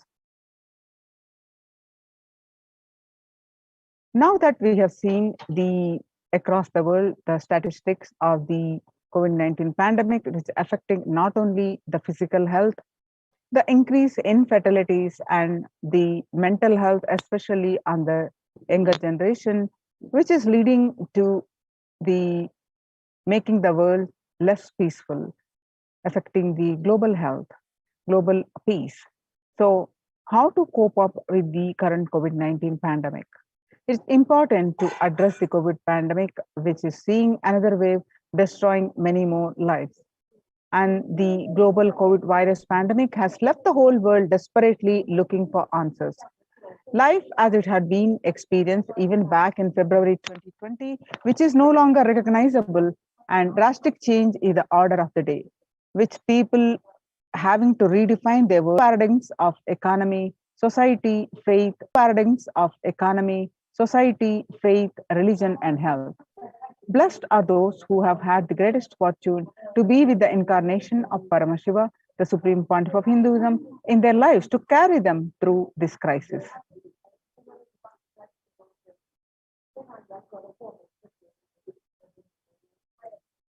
Sustainable developmental goals. Making peace with nature is possible if we start now. Making peace with nature is possible only if we start now.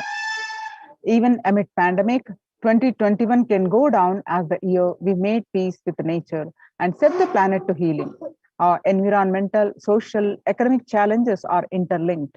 They must be tackled together. For example, we cannot achieve sustainable developmental goals, including ending poverty by 2030, if climate change and ecosystem collapse are undermining food and water supplies in the world's poorest countries. We have no choice but to transform our economics and societies by valuing nature and putting its health at the heart of all our decisions. Now let's watch a small clip on making peace with nature.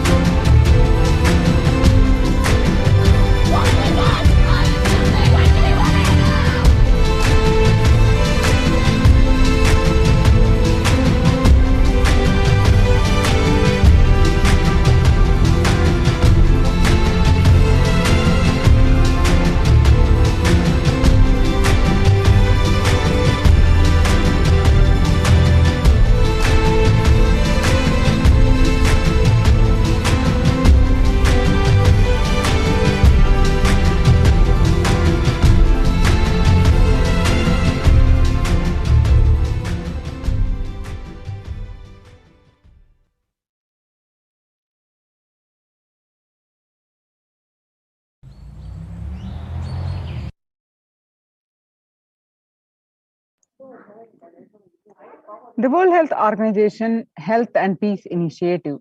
Health and peace are interrelated. In the words of the Director General of World Health Organization, Dr. Tedros, there cannot be health without peace and there cannot be peace without health.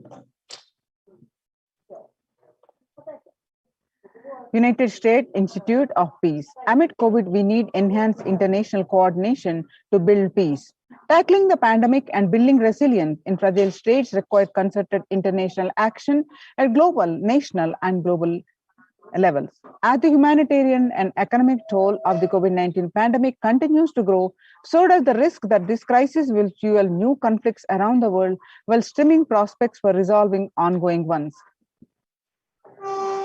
Stronger health systems and universal health coverage must be a priority. Remarks to the General Assembly special session in response to the COVID-19 pandemic.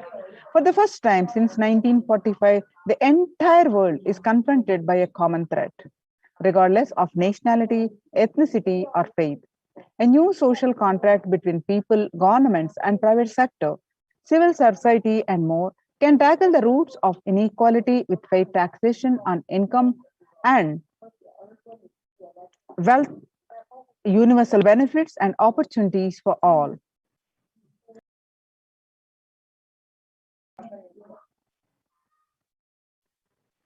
Now let us see the Supreme Pontiff of Hinduism's contributions for the global peace. The Vedic civilization beautifully says that Yastu sarvani bhutani atmani ivana pushyati sarva bhuteshu chatmanam tadona vigagupshate. Isha Upanishad, the global peace is the byproduct of the individual bliss. Whenever an individual goes through a spiritual bliss, he manifests a beautiful, peaceful life for him and everyone around him. If he is powerful enough, he moves the whole city and manifests peace. He is more powerful, he moves the whole village or whole country. If he is powerful enough, like incarnation, he moves the whole world and manifests peace for them. The individual bliss is the source for the global peace in the level of Om. The microscopic and macroscopic level Om are the macroscope level universe. Whatever level it may be, global peace is the byproduct of the individual peace and bliss. How do we achieve this individual peace? The Supreme Pontiff of Hinduism explains by practicing completion, by practicing unclutching, one can achieve the individual peace, which leads to the global peace.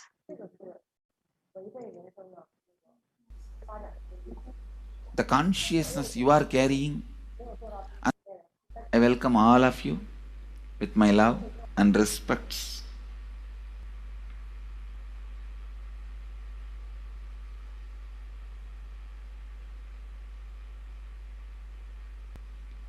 Today I wanted to expand on the science of completion. How the science of completion can directly impact the consciousness you are carrying and the consciousness embodied in many bodies. Please understand, the more deeper you go inside, means more deeper space you go inside you, more expanded you become, more one with everything, more oneness you experience. Because the more deeper you go, the more you experience the unified field of consciousness. Various words are used.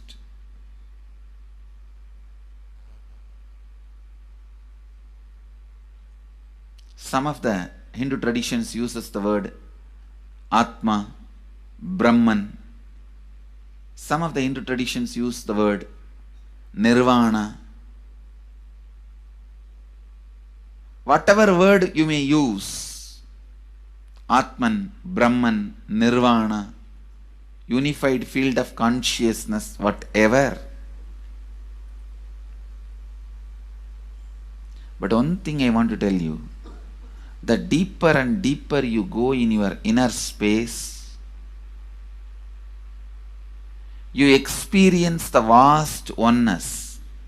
The more superficial you are, the more income you carry with others, even with yourself.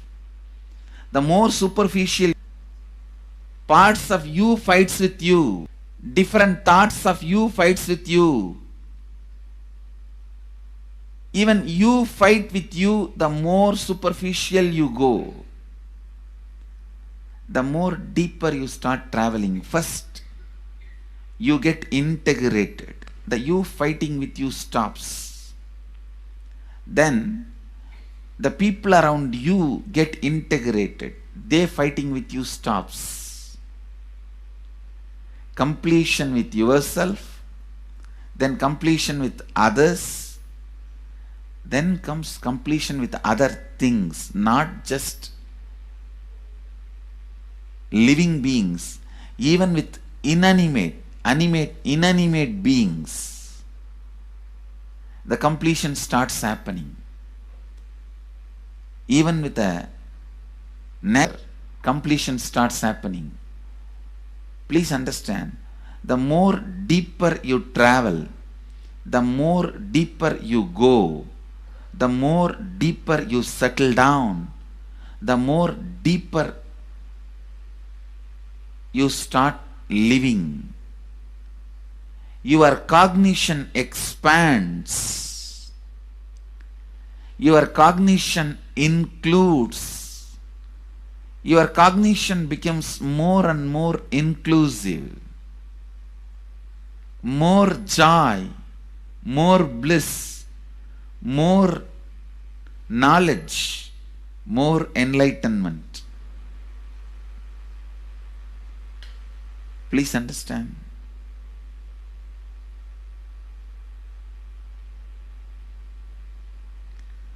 The more and more completion happens in you, you will see everyone around you feels complete with you.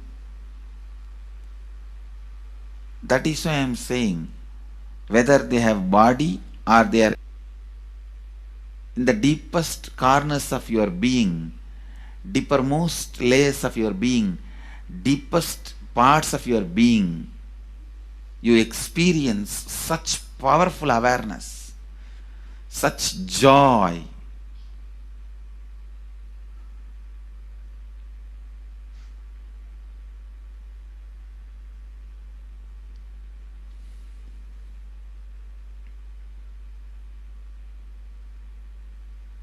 Going into the deepermost corners of your being not only is a joy, it's a power.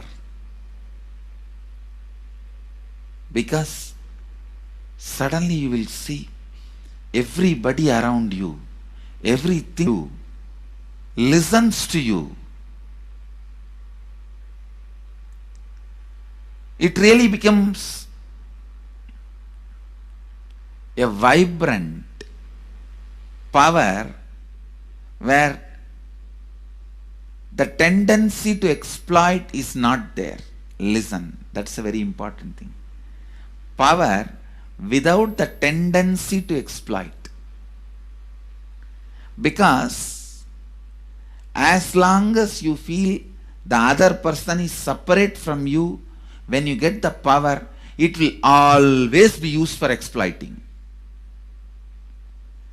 Because the other person is separate from you, then naturally what you will feel?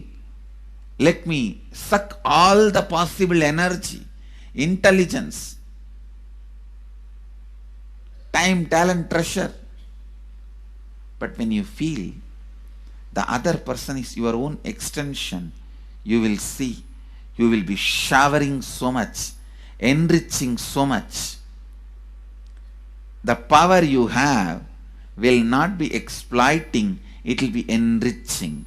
I tell you, even if death comes at this moment, I can tell you very clearly, I can face the death directly and tell the death, I have enriched every human being more than what I received from it. I have given to every human being whom I met in my life more than what I received from them. My accounts is clear. I am ready. Come on, let's go. My accounts is clear. I don't have debt. No credit card money paid. No debit card, no credit card. My accounts is clear. Understand, when you feel everyone is your extension, the power given to you, the power you gain, see, any living is power. Powerful way. Even in that, you will become powerful. So any lifestyle you choose, you will get power in that field. Whether it is exploiting or enriching, murdering or raping or go on serving. Whatever lifestyle you choose, living is power. When you go into the deepermost core of your being and start living based on completion, I tell you,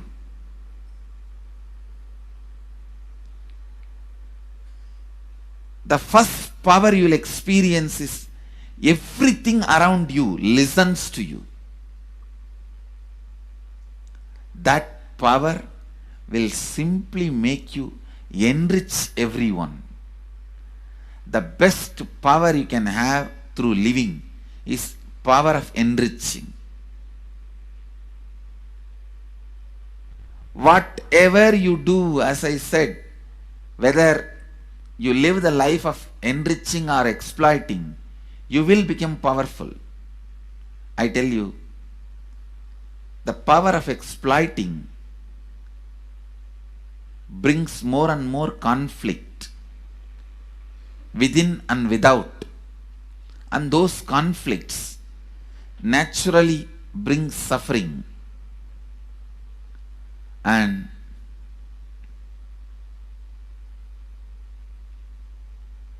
the power of enriching brings more and more completion in you and in others. This full month, Nithyananda Sangha all over the world. The other day I was seeing, we have officially presence in more than 50 countries. As devotees, group of devotees, we have presence in 100 countries. All over the world, we are going to celebrate this whole month for Global Peace Month. Impacting global peace. All of us this whole month will live completion and do samskara dahana kriya. Means burning the patterns which separates us from others. Burning the patterns which are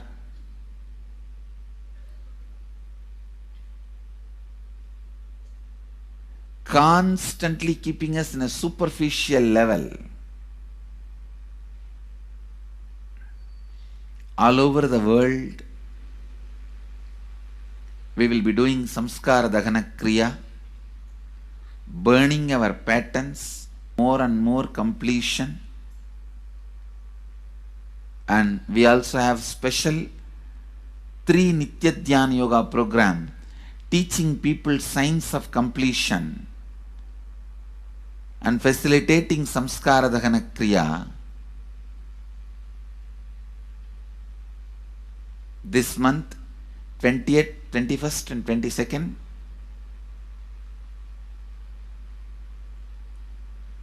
this whole month, all over the world, all our temples, ashrams, centers, yoga centers, schools, colleges, universities should do Samskara Dahana Kriya should do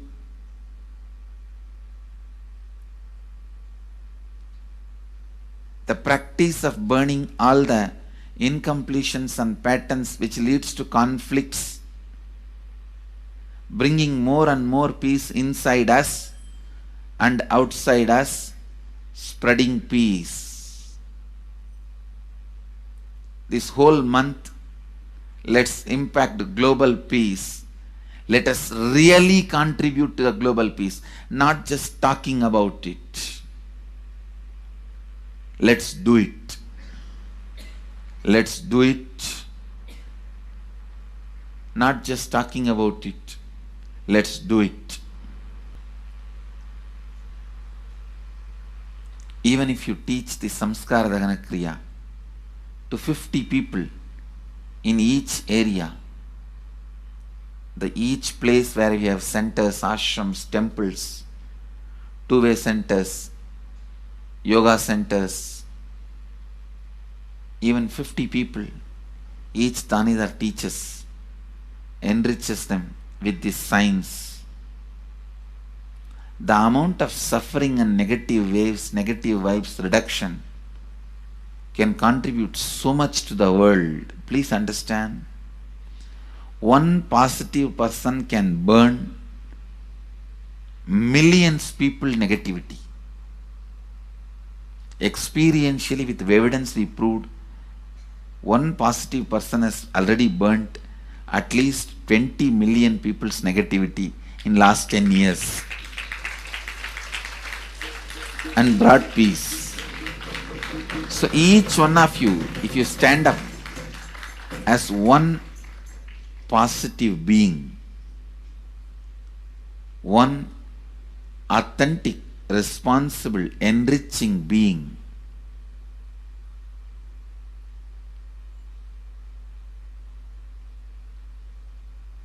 I tell you,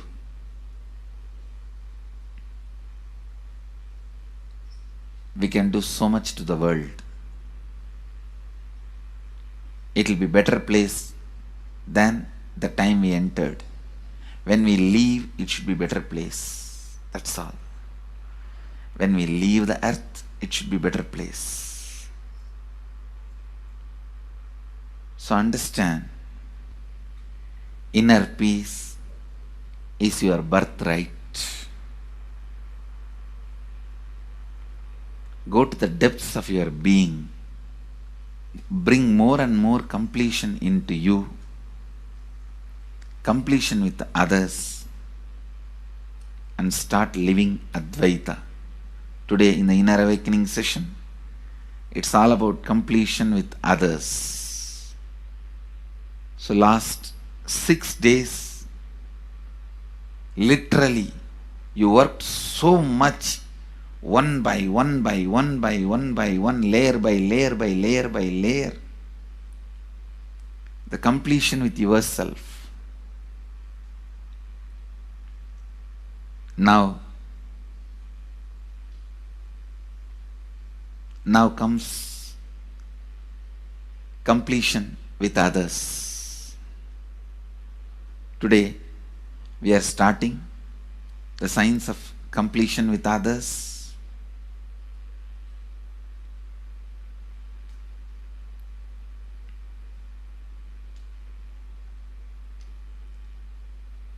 It's one of the most powerful science.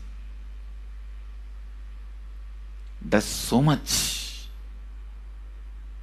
to human beings, not just healing their relationships, even inside their consciousness, this inner space, so much of good is done. So much of awakening is done.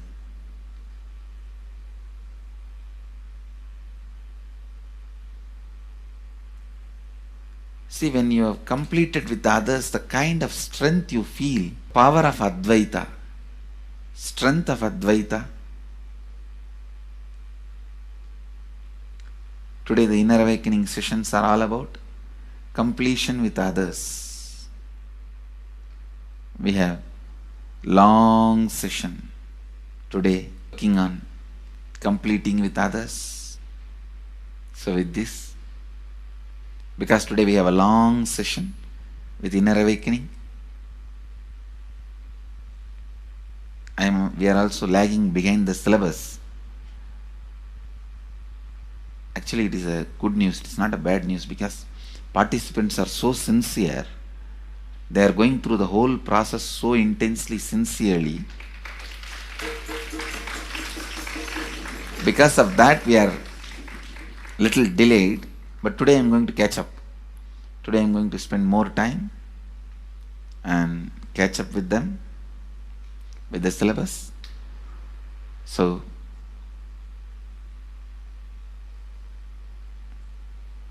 I conclude today with this. I'll move to the next.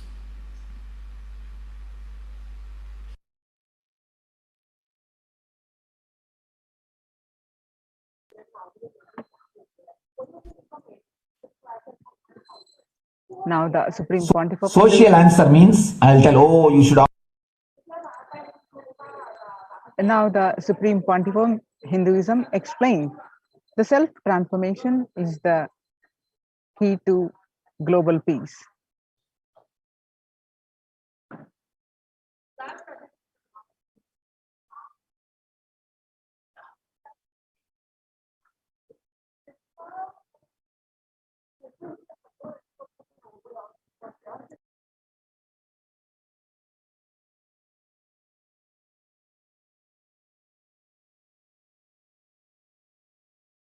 Social answer means I'll tell, oh, you should all work for global peace.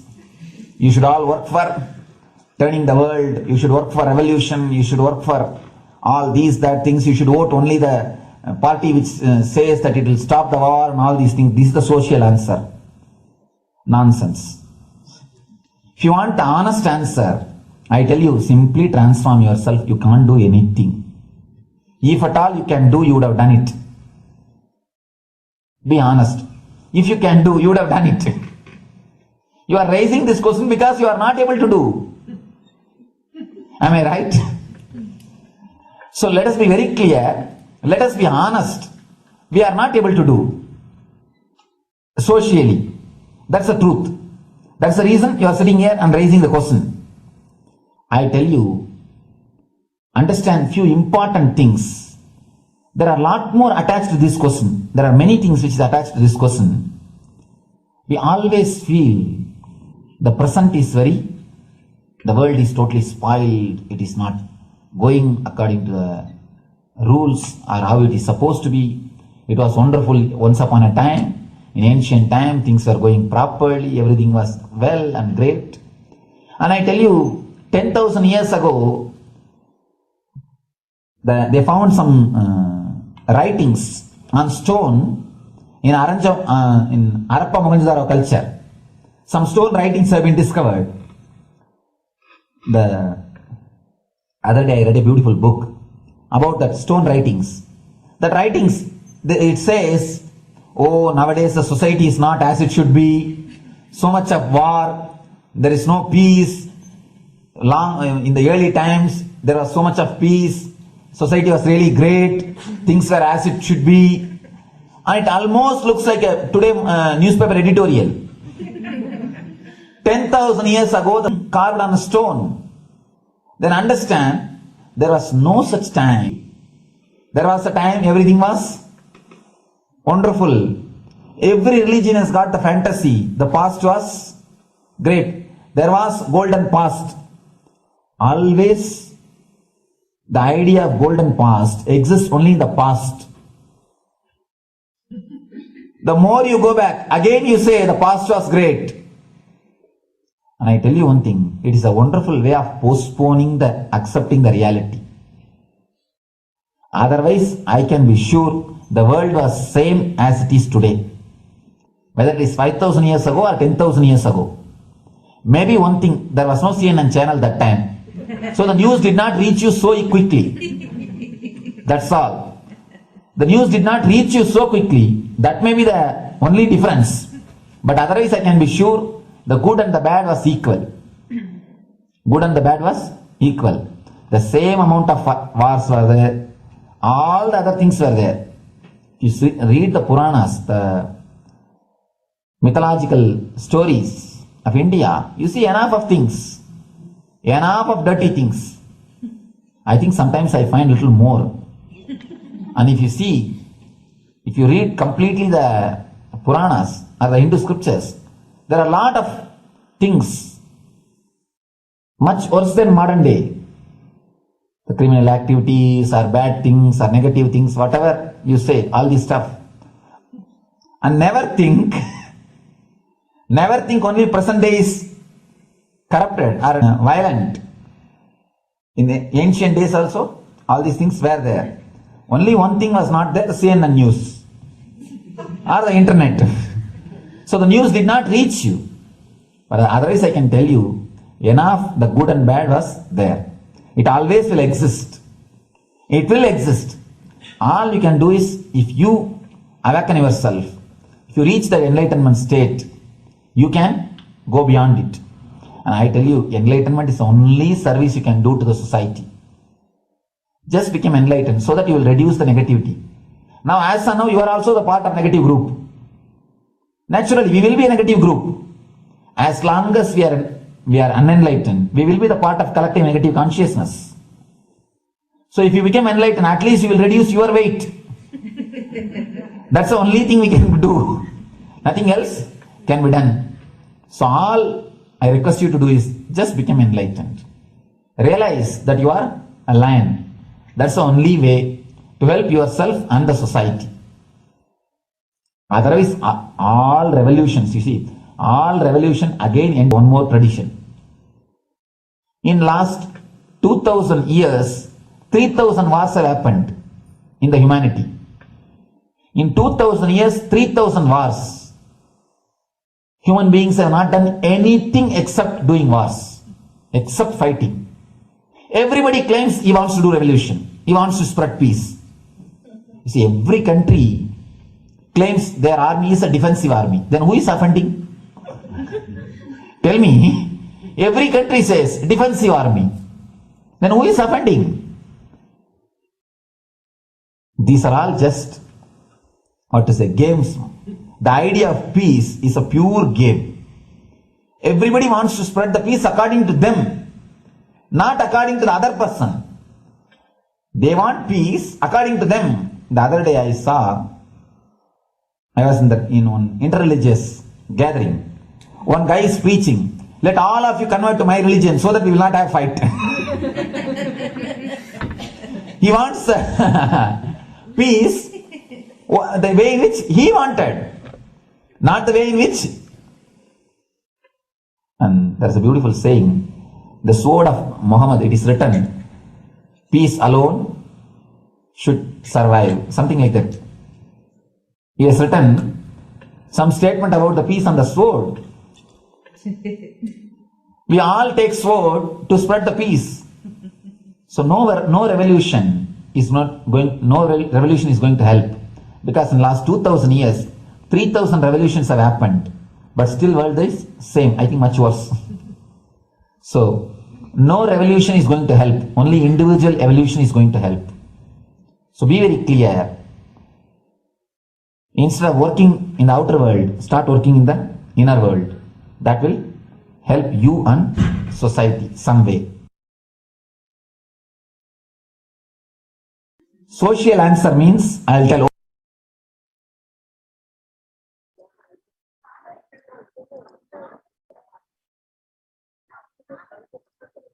Now, the Supreme Pontiff of Hinduism says, Sri Kailas is all about peace-based powerfulness. Listen carefully. The space of Shanti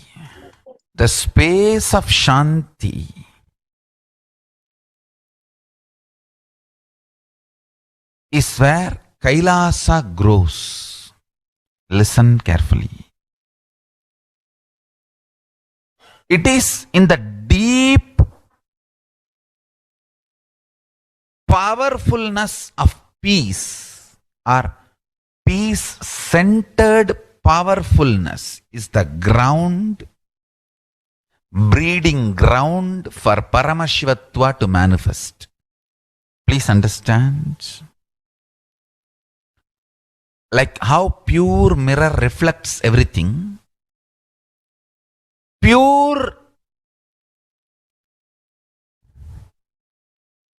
Shanti based Shakti, peace based powerfulness reflects Paramashiva. Paramashiva manifests in peace based powerfulness. Please understand. Neither violence nor powerlessness. Powerlessness is weakness. Violence is abusive. Peace-centered powerfulness. Powerfulness-centered peace. All the Upanishads starts with peace, completes with peace. Shanti mantra starts with Shanti mantra, gets completed with Shanti mantra.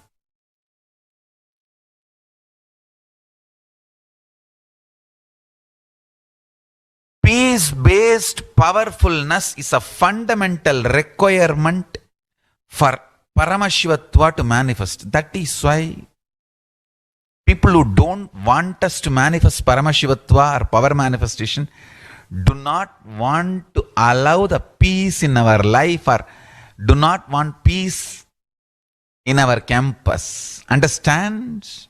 But only if you are peaceful, which cannot be shaken even by the demons and devils and rakshasas, we can be in eternal peace. So, remember this very clearly.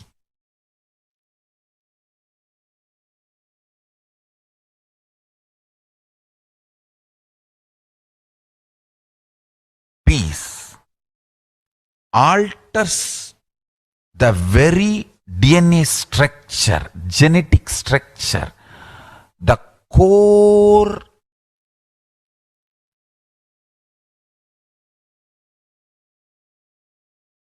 Anu Mahat structure. Understand? Anoraniyan Mahato Mahiyan.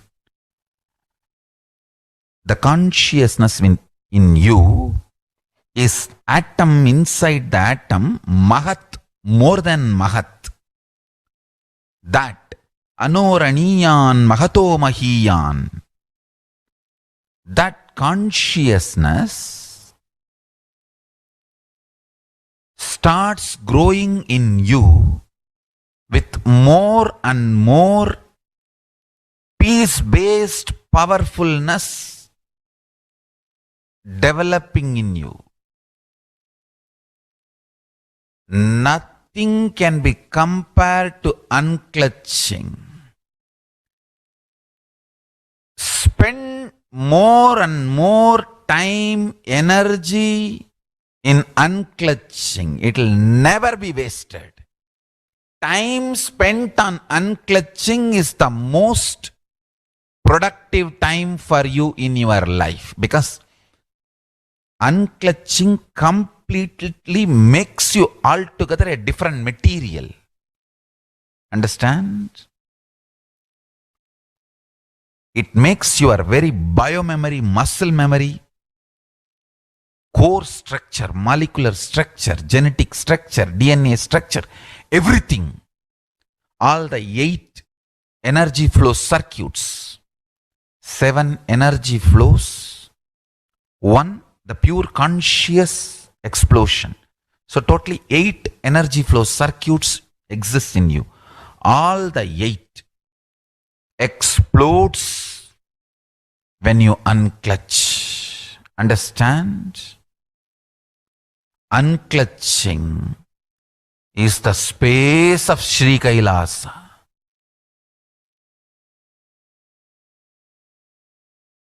Listen.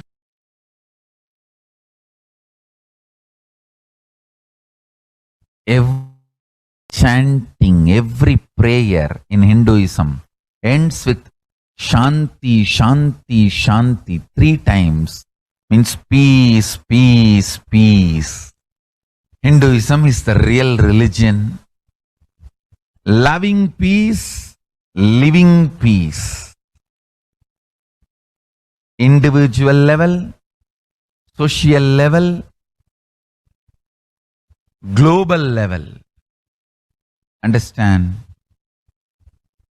Hinduism lost all its 56 nations, 200 states, 10,000 kingdoms, samsthanas, is not a loss to Hinduism, it is a loss to planet Earth, human beings.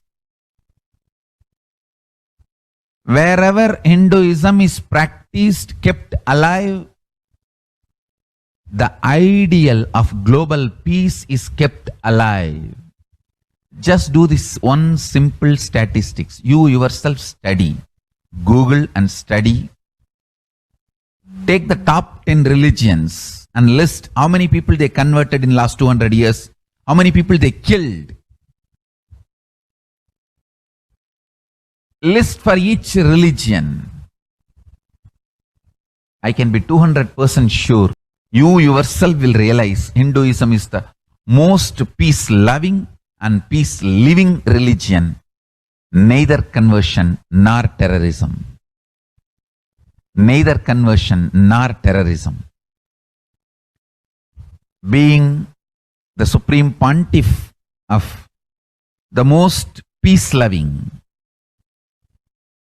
peace-living religion, I give you all my blessings on this International Peace Day. Understand? It is we Hindus need to keep the global peace as a living possibility, and we need to make this global peace as reality. Just talking about global peace will not work. Working for global peace only is the responsibility of the real living Hindu. Anyone who wants to claim themselves as a Hindu or practicing Hindu should work for global peace. Global peace is our responsibility.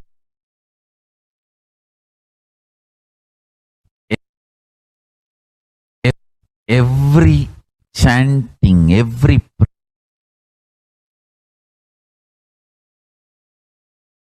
Hindus have the responsibility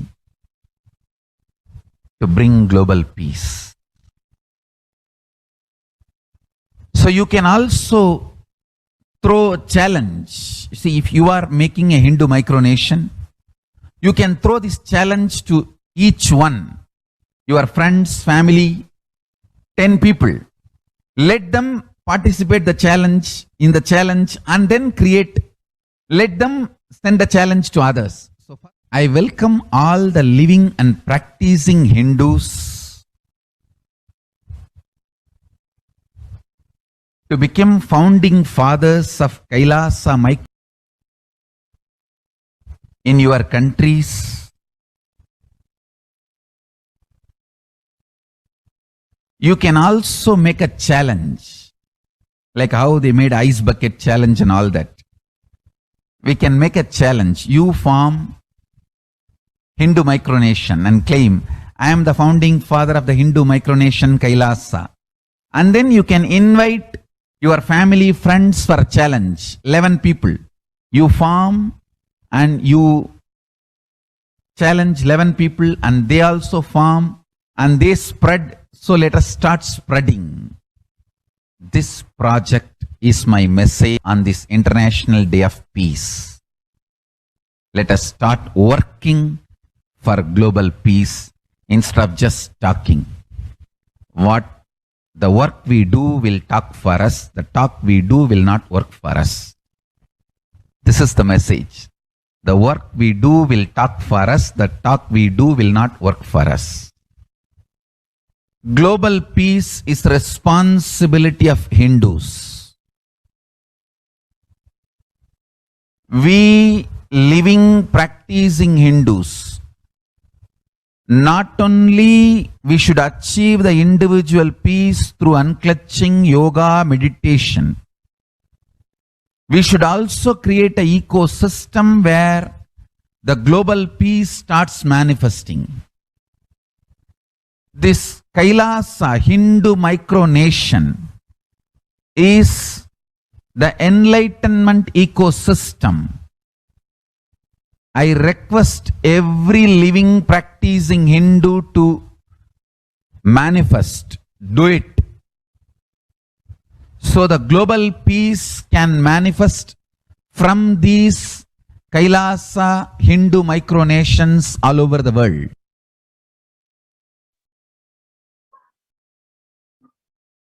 Hindus have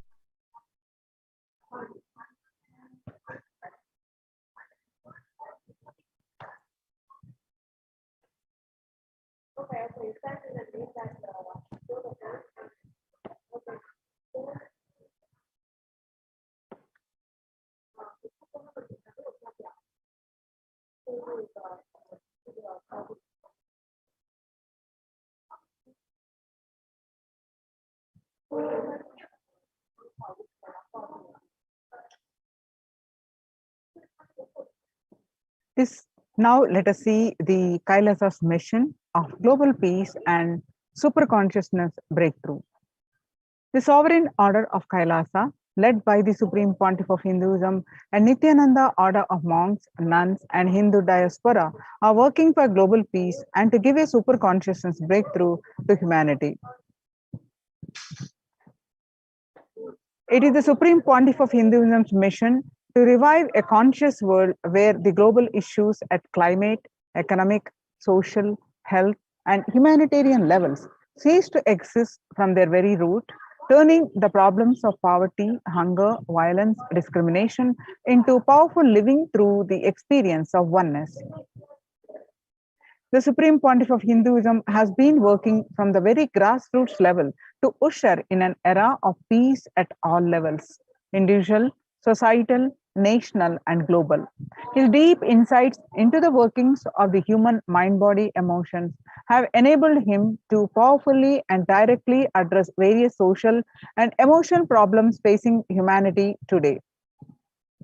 Some of the ways that the Supreme Pontiff of Hinduism provides spiritual solutions to combat the pandemic and other issues.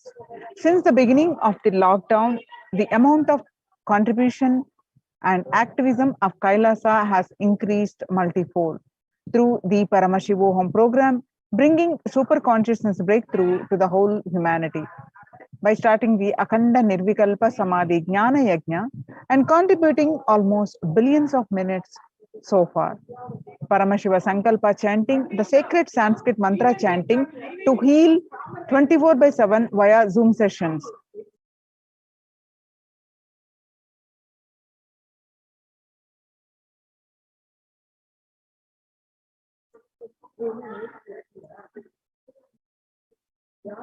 The spiritual healing to one and all 24/7.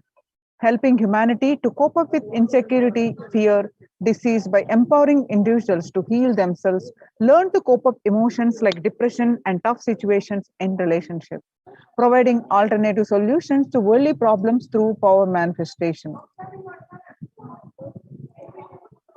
Initiating thousands every day into the manifesting innate superhuman capabilities in the Kailas courtyard sessions, providing healthy solutions like a technique to clear the stomach from the Ayurvedic solutions, which ultimately brings clarity out to the spiritual truths and give a conscious breakthrough. In the long term, establishing self-sufficient communities. Continuing and intensifying the service of Annadan, the free food in Nithyananda Annalayas around the world, including Tiruvannamalai and Los Angeles. Paving way with the New World Order, starting the agriculture-based communities in Adi Kailas and several other locations. Peacekeepers of Kailas are offering various life solutions from the teachings of the Supreme Pontiff of Hinduism.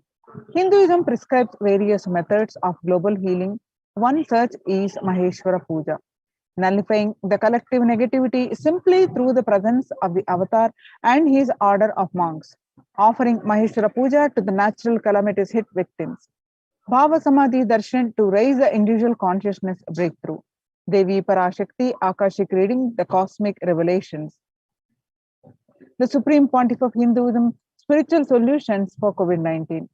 Society was created with the delusional ideas of too many human beings, blind spots, and the decisions made from those blind spots. If the visionary of a civilization or country or nation has blind spots when he develops a vision for it, the whole civilization suffers those blind spots forever. Now it is time that the nature, Prakriti, resets itself, and many of the blind spot based visions, ideas become important components of the society. This pralaya which is happening is melting down everything which is delusion based. The world as we know is gone. Let us celebrate God.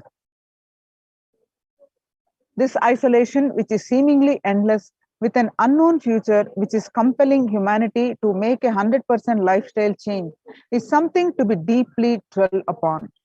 All problems need to be addressed only with spiritual solutions and powerful cognition. To stop people having mental breakdown, pandemic fatigue, collapsing, depression, destruction, and also give them the super consciousness breakthrough and revive enlightened civilization. The Supreme Pontiff of Hinduism continuously gives spiritual solutions and powerful cognitions. Some of the spiritual solutions and powerful cognitions: unclutching, practicing completion, practicing oneness, practicing ajapa japa of Mahavakya, Om Nithyananda Paramashivoham, consciously building deep feeling connection, yoga, puja, vegetarian diet, nirahara samyama. It is time we all take responsibility to save humanity and to protect people from this pandemic fatigue and destruction. It is all the spiritual solutions are free and open for all. Let us take few minutes now and share with as many people as possible, and let us save the world. Let us give them the experience of unclutching, Nirvikalpa Samadhi Jnana Yajna,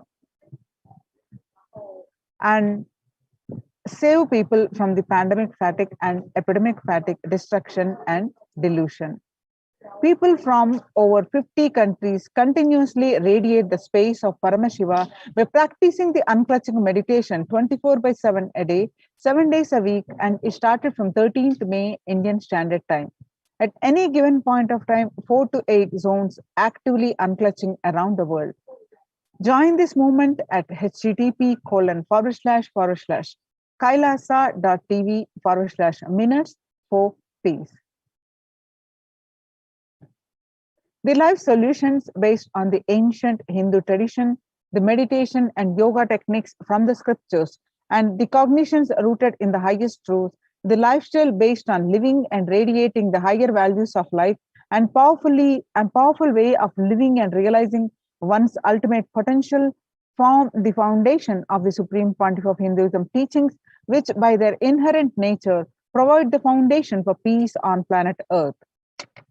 The Supreme Pontiff of Hinduism has launched the Minutes for Peace initiative, which aimed to reduce the crime globally by conducting mass meditations around the world in parallel. In 2014, just after 2 years of launching the program, it was over 1 billion minutes of meditation.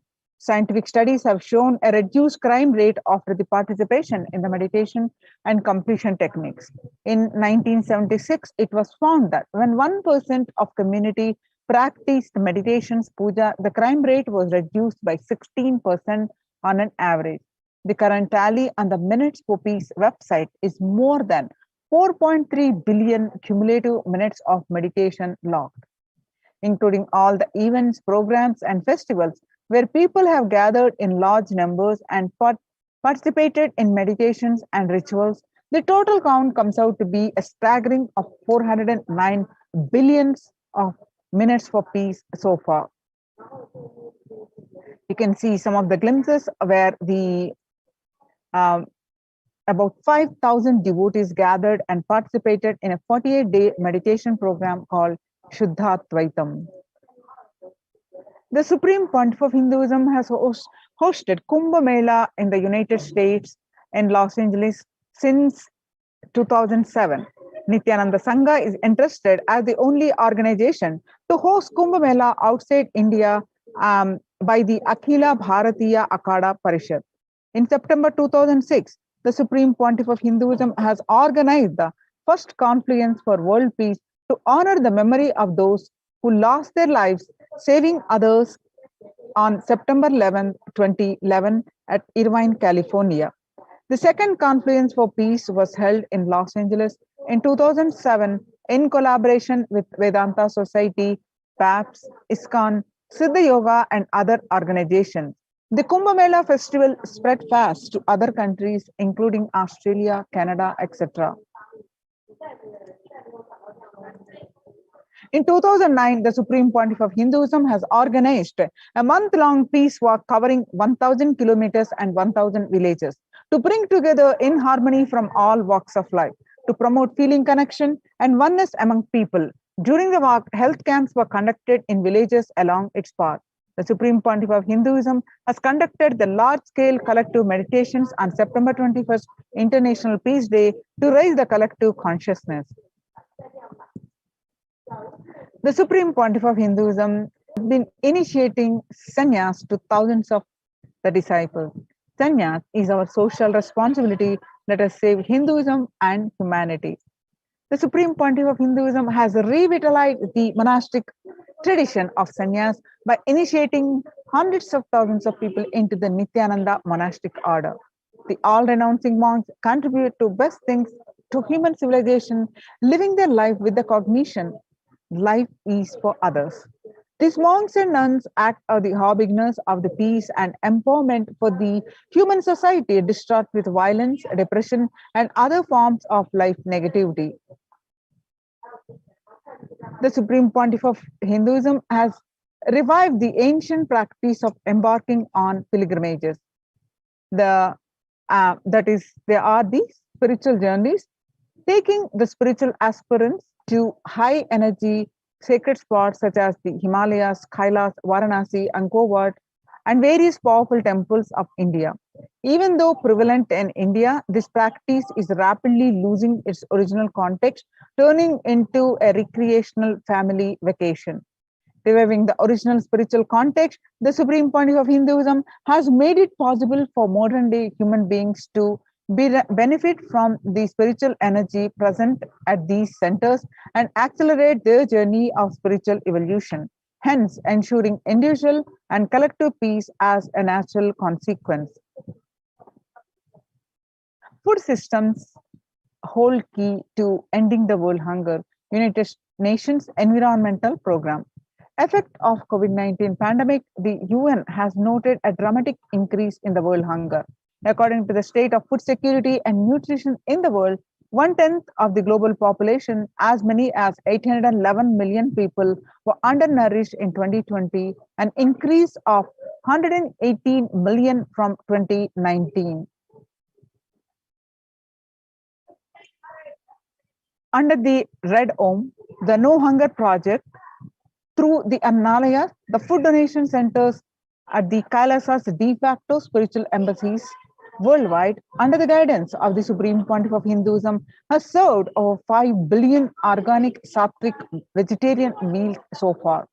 Giving free food to all the citizens of the is the economic policy of Kailasa, deriving the reference from Vedas and Agamas. Recently, under the humanitarian initiative launched by the Supreme Pontiff of Hinduism, is opening of Kailasa's COVID care centers in India, where the monastery campuses have been turned into a multi-layer quarantine facility to safeguard the inmates against any possible point of contact with the outer world. The Supreme Pontiff of Hinduism has opened this service free to all people, regardless of any differences in age, gender, caste, creed, ethnicity, color, or socio-economic status. Food, shelter, internet, and all basic facilities, including medical care, are provided at these COVID care centers, free of cost and for an indefinite period of time. The outcome has been a splendid zero infection rate so far among the participants, a feat not achieved anywhere else in the world, let alone in India. This response model of handling the COVID-19 pandemic at a community level, along with the guidelines and recommendations for governments, has been recognized and accepted by the United Nations as well. Now we can see the participants of the Kailasa's COVID care program offered by the Supreme Pontiff of Hinduism are enjoying a healthy spiritual lifestyle in multi-layered protection. They enjoy stress-free time, following a spiritual morning routine, doing yoga, daily puja, temple sevas, kara sevas, and celebrating festivals.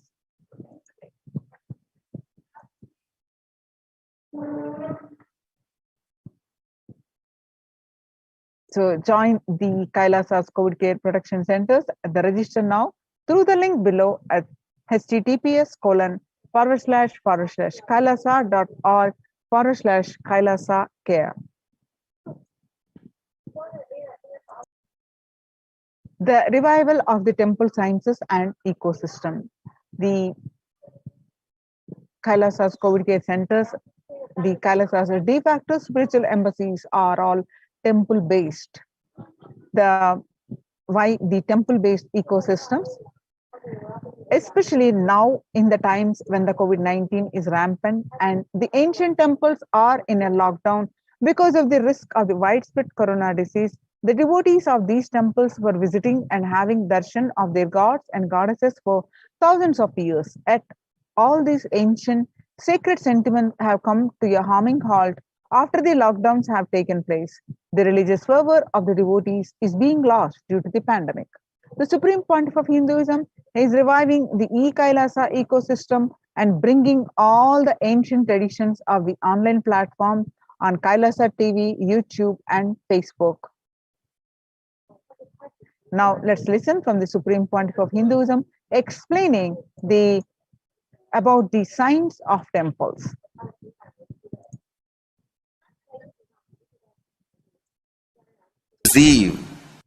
Master, people not belonging to this culture knows little about this particular Meenakshi temple. Please tell us who is Devi Meenakshi and her husband. Why this grand temple? What are the visible and invisible functions of this temple? Please tell us, Swamiji. Read the next question also. As we see in our present time, towers of mobile, TV or dish TV antennas everywhere connecting invisibility to satellites, doing an incredible function for individuals and for society. My question is, there is and was everywhere temples and deities in this culture. Anybody coming from outside just wonder, is this just sentimental carved stones, worshipping culture or just artistic sculpture? What is the invisible function of temples, deities? See, both questions, same answer. That is the reason I wanted to answer both the questions together. Modern day dish TVs, antennas, mobile towers, all of them work in the level of certain frequency where the words, pictures, visuals can be transmitted. See the station and visualization,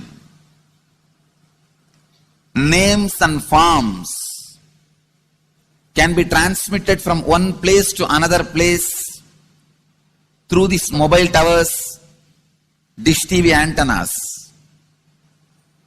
But the temple towers are created to transmit super consciousness from one place to another place. Please understand, in Meenakshi's time there was television, conscious television.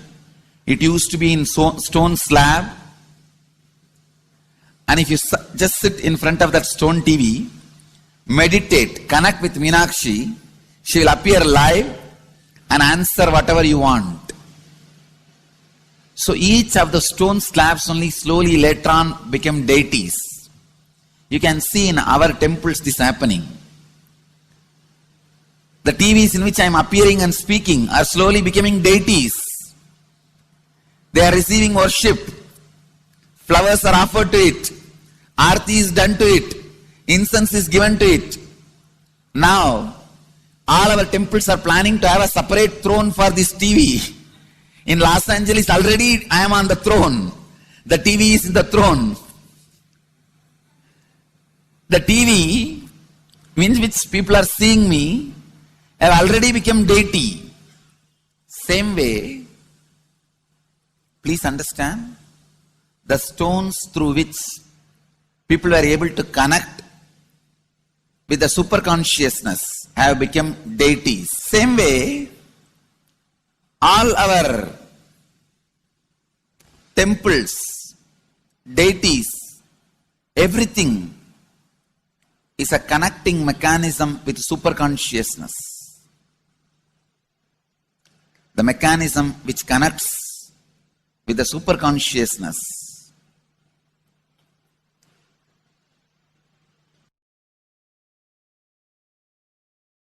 please understand, the deities and temples are not just sentimental carved stones, or they are not just artistic sculptures. They are conscious transmitters. They raise you to the super consciousness. In each house in Vedic tradition, we have a puja room. All the puja rooms are your private conscious port, are conscious transmission centers.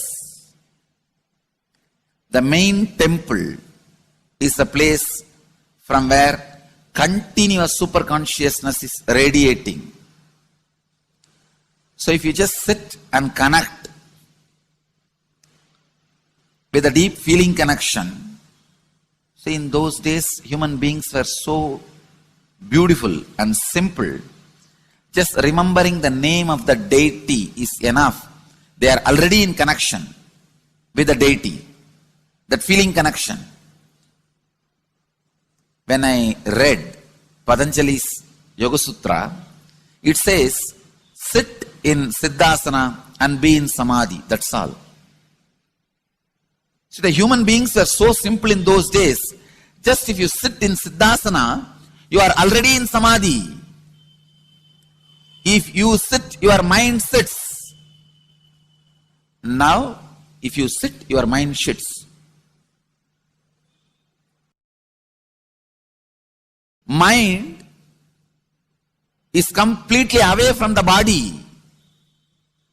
In those days, human beings were so simple and intelligent. All the non-mechanical parts of their brain were awakened.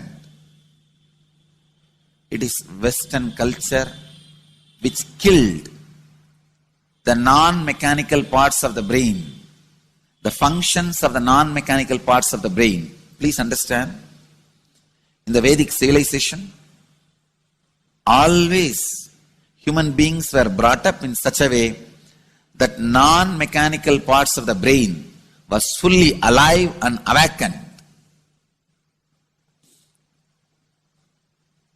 It is a cultural invasion, destroyed the greatest possibility of the human being when the non-mechanical parts of the brain is not functioning anymore. The temples, deities, all these are looking useless. Otherwise, they are a huge conscious infrastructure. Please understand. So, an example, suddenly, if we find some method to travel just 20 feet above the air or 30 feet above the air without petrol or diesel, all our automobiles, roads, everything will become useless. Then you will wonder, why so many automobile industries are established? Why so many cars are produced? Why this huge road waste? I think our ancestors are fools. You don't understand At one period, it was used. It was being useful. Our temples, our deities, all these are useful if all your non-mechanical parts of the brain is awakened.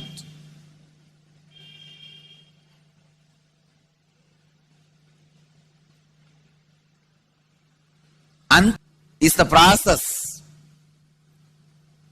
to awaken your non-mechanical parts of the brain. When your non-mechanical parts of the brain, you will understand temples, deities, how useful they are, how directly useful they are, how they are part of our life, how they enrich our life,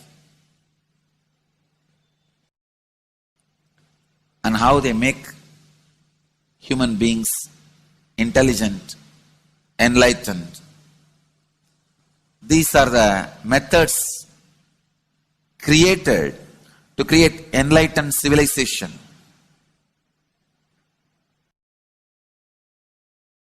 These grand temples are not built as an just monument.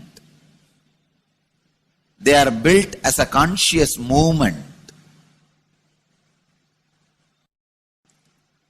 It is not like Egyptian pyramids, monuments. No. It is conscious movement to raise human beings to the highest consciousness, to make human beings experience the highest purpose.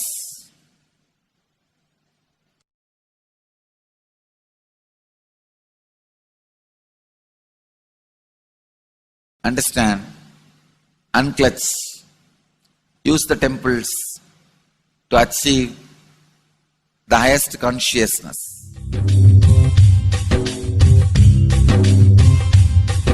जीवन मुक्ति प्रद